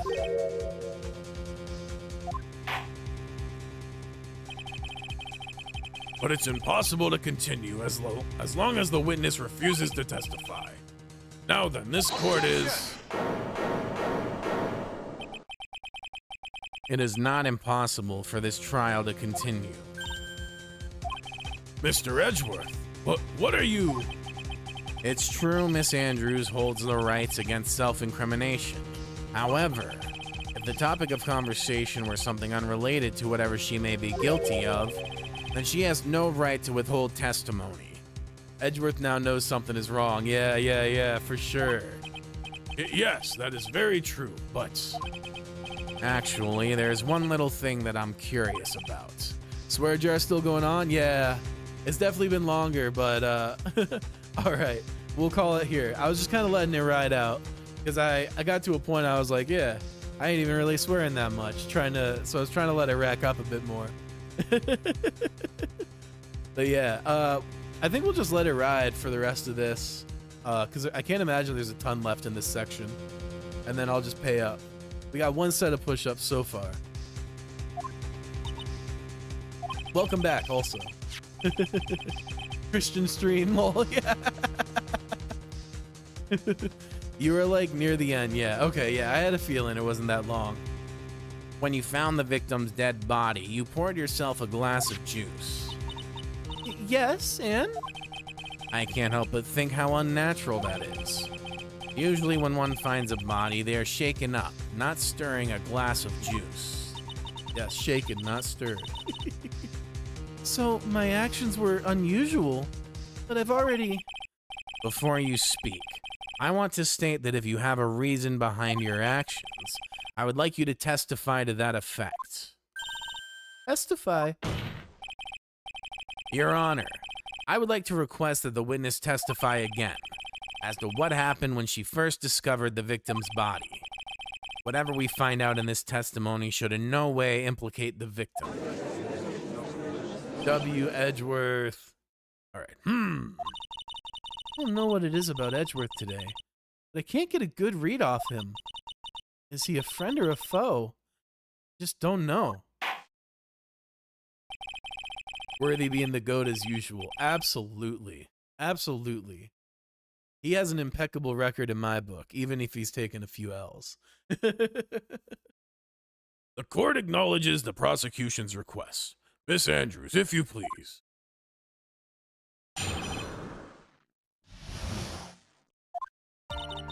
That glass of juice, I didn't really pour it for myself. I was surprised when I walked into the room and saw it in that messy state. And Juan, he was sitting slumped over and tired looking in the corner. When I saw him sitting like that, the thought that he was dead didn't cross my mind. To be honest, I thought he had just fainted or something, so I went to pour him some juice. Well, that's completely different from what you said earlier. When I realized he was dead, that's when I knocked over the flower vase. I don't buy it. So you poured that glass of juice for the victim. Why didn't you say so in your earlier testimony? She's panicking now, you can tell. For sure. For sure. I didn't think I needed to include something so trivial. Phoenix, Please be careful here. You can't find anything wrong with this testimony, and there's nothing left. I know. Edgeworth, what the heck is going on in that brain of yours? Now then, Mr. Wright, you may begin your cross-examination. When I found that body... Let's see. Oop. Stop that. Hold it! But there wasn't anyone else in the room, right? Of course not. Then who did you pour it for? Mr. Wright, there's a rhyme and reason for everything. Can you just wait a little longer for it to be revealed to you? You should press all the statements, IMO. Yeah, that's the plan, for sure. In other words, Wright, be quiet and listen. Precisely. I couldn't have said it better myself. I was surprised when I walked in the room and saw it in that messy state. So, it was a mess. Are you sure it was messy because of your fight with Kurita? Objection! I understand your frustration, not being able to prove your theory. However, before you go accusing people of crimes, go find yourself some evidence. And then what did you see next, witness? And Juan, he was sitting slumped over and tired looking in the corner. Slumped over? Yes, he was just sitting there with his head tilted forward, eyes closed. He really looked like he was sleeping, with a knife sticking out of his chest. Is it just me, or did that right there sound a little odd? Yes, it did. When I saw him sitting like that, the thought that he was dead didn't cross my mind. We gotta circle back to statement 3 for sure. Then what did cross your mind? I thought maybe he had smashed everything up in anger because he lost the Grand Prix. And then he felt tired after his rampage, so he decided to take a nap. Anyway, that's what I thought. I see, so you didn't think he was dead at all. To be honest, I thought he had just fainted or something, so I went to pour him some juice. You thought he fainted? I thought he was asleep at first. But then the room was in such a messy state, I thought maybe he had gotten into a fight with someone. And that's when you went to pour the glass of juice. Yes, he always has a hard time waking up, so Juan always has a glass of tomato juice to drink. I see. And after that, what happened next? When I realized he was dead, that was when I knocked over the flower vase. Very confusing timeline according to her. Yeah, seriously. All over the place. And how did you come to realize that he was in fact dead? I shook him over and over, but I never got a response. So I set the glass down on the dresser and tried to take his pulse. I was shocked and staggered backwards. And knocked over the flower vase. So that's what happened. Yes. This is what it all comes down to. Huh? This is the absolute end for both sides, and Adrian is letting her guard down. Phoenix, now is our best chance yet to kill the prosecution's case. Isn't that a bit harsh? Miss Andrews, will you tell us the truth this time? Damn. Alright, so it's statement 3, I think. Now the question is, what do we present, though?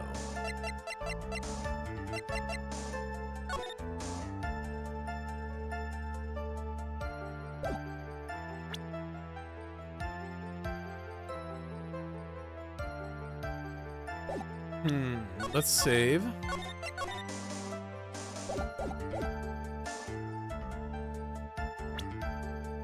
And then I'm gonna present this. Cause like, she didn't notice the knife? Okay, not this one.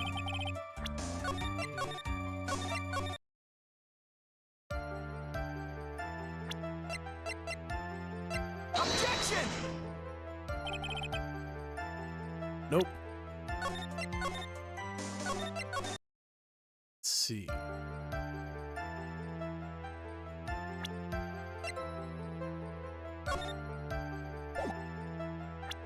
Slumped over and tired.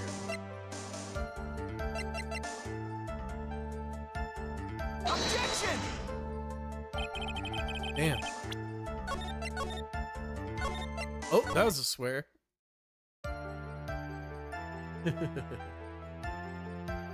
Property.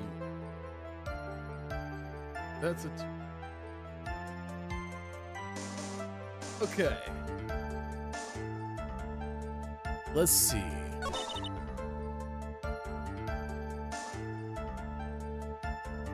Is it statement 3? That's what I'm thinking, because this is the one that we got, like, we expanded on. So it's got to be something with this, but I'm not sure what.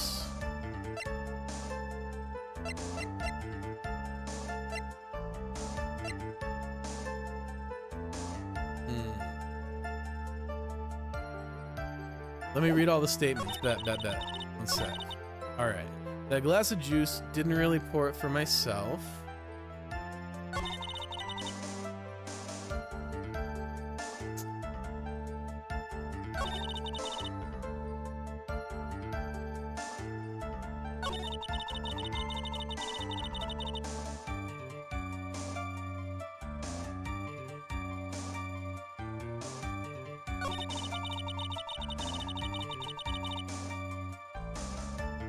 It's got to be 4. You're thinking this one. Okay. When I saw him sitting like that, the thought that he was dead. Oh, yeah. Because of the knife. Objection! Yeah, obviously. I think I got stuck on 3 because it was the like supplemental one that got added. But yes, definitely. So you honestly didn't think he was dead when you found him? No, not at all. Even though this is what you saw when you discovered the body? They do. They bait you hard as hell.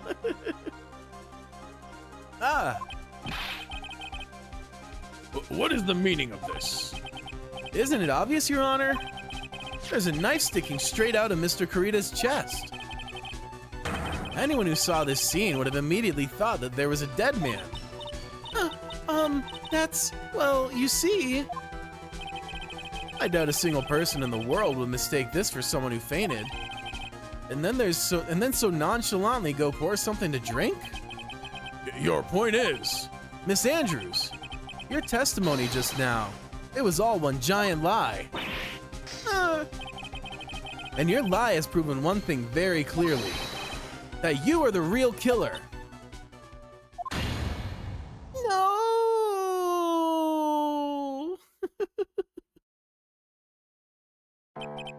It looks like the defense has somehow brought the ugly truth to light. The defendant, Mr. Matt on Guard, is not guilty after all. I think we did it, y'all. Yeah. But that's impossible. You're wrong. Miss Andrews, try to have some composure. It wasn't me. It wasn't me, I tell you. It was Matt. I swear it. He's the one who killed Juan. But you were the one who refused to testify. And your reason for not doing so was that you might end up incriminating yourself. But that's because... Miss Andrews, I will give you one last chance. What exactly are you hiding that may incriminate you? I refuse to testify. Funny how pleading the fifth works sometimes. Yeah, definitely. It's a double-edged sword. Oh. Whoa, stop auto-scrolling. Oh no. Is it over? Have we found the truth at last? What's wrong, Phoenix? Usually the real killer confesses his or her guilt. And now that I think about it, this is the first time someone hasn't. Now then, I would like to hand down my verdict for Mr. Matt on Guard. Objection! Your Honor, the prosecution feels that it would be premature to pass down a verdict at this time. What? The reason is quite simple. The witness has yet to speak the absolute real truth. Oh, no. The absolute real truth? What are you? Witness, don't you understand yet? This judge must be so sick of prolonging this trial now. For real. For real. Huh? I don't know who planted this silly idea in your head, but as long as you protect yourself through your silence, Matt on guard will go free, and in his place, you will become the guilty party. That's a lie. I don't believe you. What? I was told if I spoke, then it would be all over and Matt would never be declared guilty. What in the world is she talking about? Has she lost it? I can't speak about it. I'm too scared. It's Franziska von Karma. Huh? Don't you remember, Phoenix? Miss Andrews lives by gripping tightly onto the words of another because she doesn't have the strength to believe in herself. Then, right now, Miss Andrews is... Yesterday, she was tossed a lifesaver by Miss Von Karma. Don't say a word no matter what happens. If you do, Matt on guard will be acquitted. Miss Andrews undyingly believes in those words right now and is clinging to them. Then what should we do? This is the first time I've ever come across anything like this. But Miss Andrews has to be the killer, right? All we have to do now is get her not guilty. That is my only priority. I can feel the choice coming. Oh God.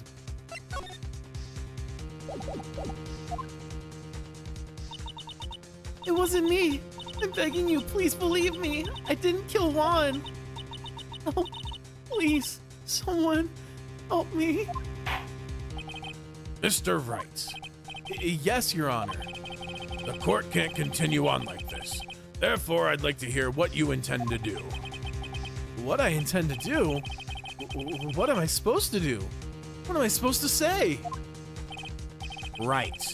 I suggest you think very carefully about this.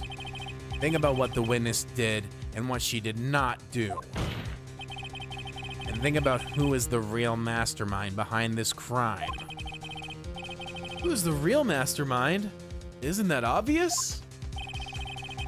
There's no one else it could be except the woman crying over there. Right? Come now. What will you do? What kind of man are you, Phoenix Wright? Fuck. Oh, whoops.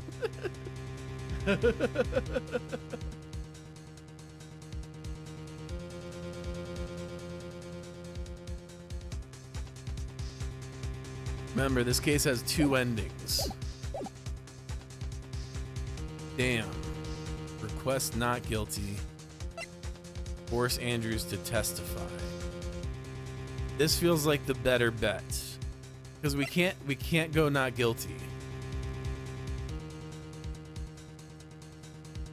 But maybe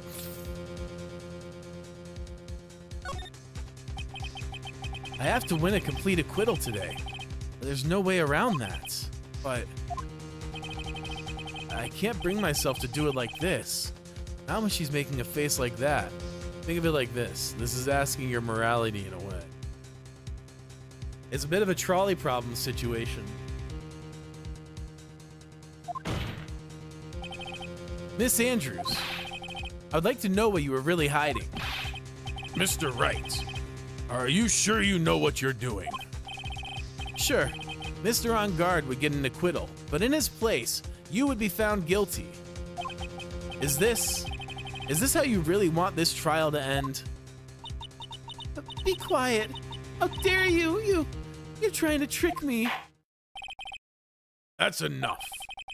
I commend you for trying, Mr. Edgeworth. However, it's clear that the defense's theory is the truth.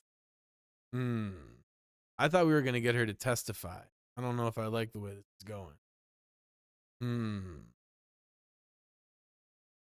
But we can't do not guilty because that's going to kill Maya. Two endings, remember? Yeah. All right, I think I'm going to have to keep this save point then. Maybe we'll just have to return back to here at another time. Find out the other ending. You're wrong.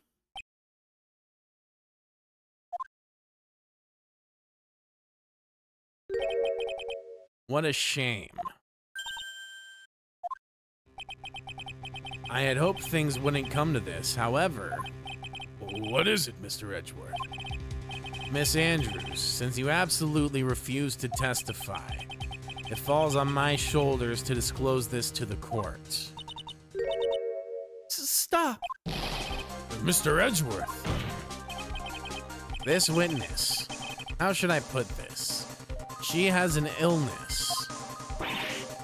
What? Illness is crazy. And because of this illness, she has tried to commit suicide in the past. Stop. Please stop. No matter how much you want to hide, it's no use. I have the evidence right here. That's That's the second part of the suicide reports. The attempted suicide reports. What will you do now, witness? You know what I'm about to do, don't you? I will now reveal to the court the true nature of the pitiful woman known as Adrian Andrews. The secret of her dependent nature. Having other people know about it scares her more than anything else in the world. Please stop. I beg you. If people find out, I. If you're going to say you would choose death, that is of no concern to me. Low-key coldest Edgeworth moment in the series. For real. Wow. Edgeworth, how could you be so cold? However, before you die, Holy, bruh. I will pull the truth from your still breathing lips. No matter what I have to do. So will you tell the court yourself, or shall I? Either is fine with me. I'll talk, but please help me. Poor thing. Nothing matters anymore. Poor thing. Thinking of it in his perspective, it makes sense since he considered death himself too. So in a way, he knows how she feels. Edgeworth's still crazy for doing that. Yeah. That's cold. When I first saw him, I really thought he had fainted, honest. When I realized he was dead, that's when I formulated my plan. Once I made sure there was no one in the hallway, I made a dash back to Matt's room. And then I stabbed Juan's dead body with the knife and ripped off the button. Just when I finished and was returning to Matt's room, I had a bit of an inconvenience. And that's why I ended up using the Nickel Samurai costume. Stab the body with the knife, but why would you do that? Isn't it obvious? To pin the blame on a certain person. A certain cowardly man. What do you mean by all of this? It might take this court a little while to understand, but this is the truth. The real killer is Matt. That scumbag of a man. I'll never forgive him. He's trying to escape his guilt again, just like last time. Last time? So, Miss Andrews stabbed the victim, Juan Corrida, in the chest with a knife. However, she didn't do it with the murder in mind. She did it with the intent of framing Matt on guard for the murder.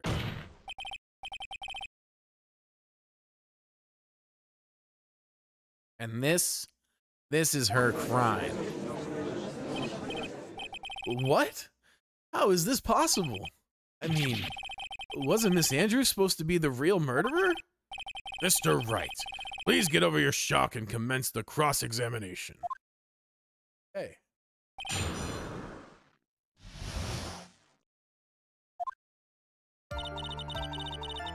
When I first saw him, I really thought he had fainted, honest. But you could tell from the state the room was in that there must have been a fight. Are you telling the truth when you say you did not know he was dead? He had a scarf tied around his neck, but that scarf is part of the Jammin' Ninja's costume, so I didn't think anything about it was strange.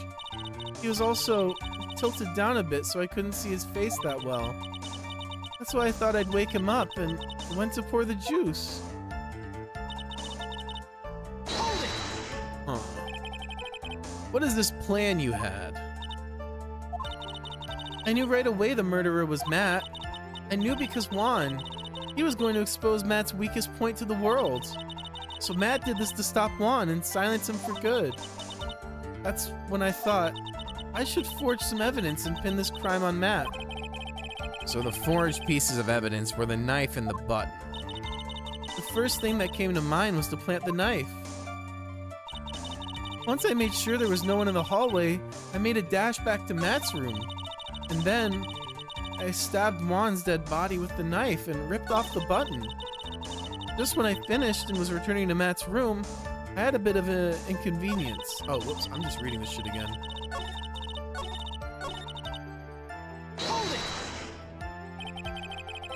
That was so you could get the knife, correct? The knife Matt used at dinner had his fingerprints all over it.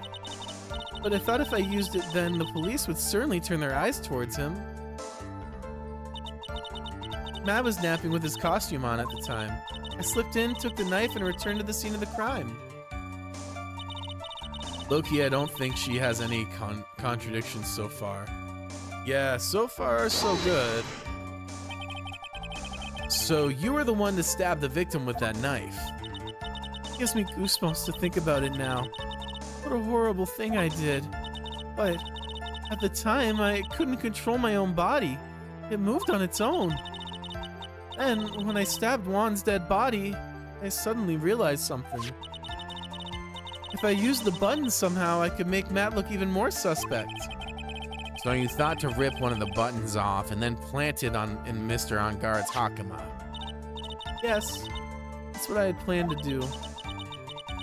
But things never go that smoothly, do they? Just when I finished and was returning to Matt's room, I had a bit of an inconvenience. An inconvenience? There was a woman with a camera at the ready, loitering in the hallway. I'm willing to bet my spikes it was Lotta.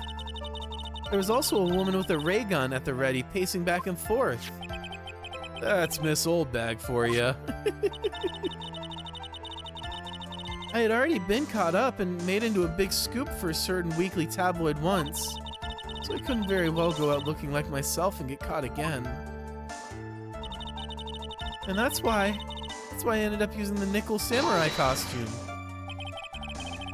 You were the one who prepared that costume, weren't you? Yes, I took it from Global Studios. I also put it into Juan's guitar case the day before the award ceremony. You did this in preparation for the press conference, correct? Yes, Juan wanted to wear that costume and hold a press conference in it. He was going to disclose Matt's big secret there. And what is this secret? That, I don't know. Anyway, I thought that if I were to leave Juan's room in the Nickel Samurai costume, then people would think that Matt was the real murderer. I was very careful not to leave any fingerprints when I opened the guitar case. I absolutely did not want anyone to know about the costume. I think we've heard enough. So after that, you went back to Mr. Engarde's room and planted the button. In the Matt Takuma, yes. After that, I folded up the costume I was wearing and put it into a bag. Then I snuck out of the hotel and got rid of it. My word! What does all this mean?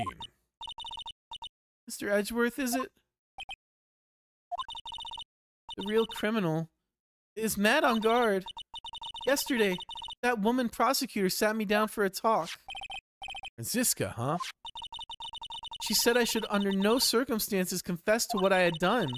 That if I just kept quiet, then Matt would be found guilty for sure. I had no choice but to believe in her words.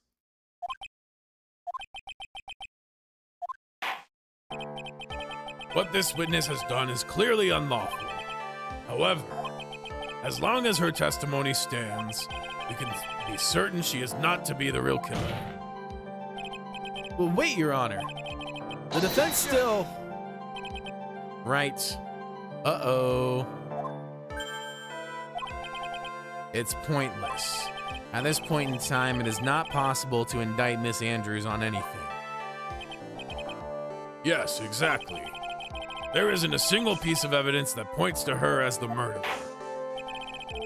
The cross-examination of the witness is over, and so is today's trial. You couldn't establish that the witness was the culprit. Please let it go, Mr. Wright. But Mr. Edgeworth, please place Miss Andrews under arrest for the further questioning. yeah, we might have lost. We may have lost. Understood, Your Honor. The prosecution will arrange for her detention immediately. That is all. Court is adjourned for today. Oh, shit.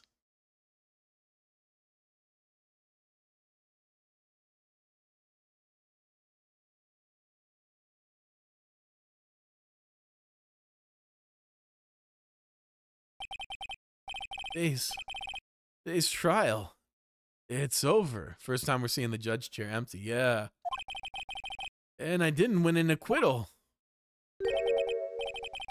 Witness, would you mind if I ask? Oh, witness. Would you mind if I asked you something? Edgeworth. What is it? Before you leave court today, I wondered if I might look at one thing. The card in your hand. It's had my interest for quite some time now. What exactly is it? Oh, this? Mr. Wright asked about this. Although I didn't remember at the time you asked me about it, Mr. Wright. I remember just now. I found this in the room on the day. The room? That day? Yes. I found this card when I discovered Juan's body. It was lying there right next to him. And you took it? You found that card next to the victim's body? I suppose it must have unconsciously slipped it into my pocket. It's not as if this card has any relevance to Juan's murder, right? Yeah, I guess not. But it's still a strange card if you ask me. But as far as a clue to this case, I don't see why. Witness. That card. Give it to me. Hurry. Edgeworth. Do you have any idea what you have stupidly yet inadvertently done? This. I can't believe you hid this from me all this time. I didn't mean to. What is this all about? I've never seen Edgeworth so emotional before.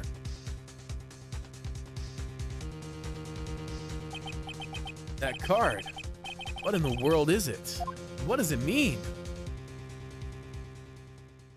Aw, shit. Well, we are very clearly on track for the bad ending. I'm not gonna overwrite that. And then... Thoughts so far? Thoughts so far, it's really good. I had a feeling that Adrian wasn't, like, really the one who did it. But everything just pointed to her. I kind of just felt like I had to grill that, like, train of thought to see it through. But yeah, I'm a little stumped because I don't know the motive, but I have to assume that the killer is the one behind this all, and they want credit for it for some reason. But yeah, I don't really know what's up, honestly. I don't have a strong theory. Don't worry, both endings are good. You have to see both. Okay, cool. Well, I'm glad I made that save. I gotta try to be careful not to overwrite it. But we'll continue this tomorrow, and we'll take it from there. I got a feeling we got at least a couple more days left, because we'll probably knock out the rest tomorrow, maybe, depending how long it is. And then we'll go back and we'll try to get the other ending. We have a long-ass investigations left. Okay, so it sounds like we got a lot left ahead of us. But ain't nothing wrong with that. I owe some push-ups. So let's get... Wrong one. Let's get those 3 sets of 5 knocked out. Actually, I'm going to just do 15. Back to back.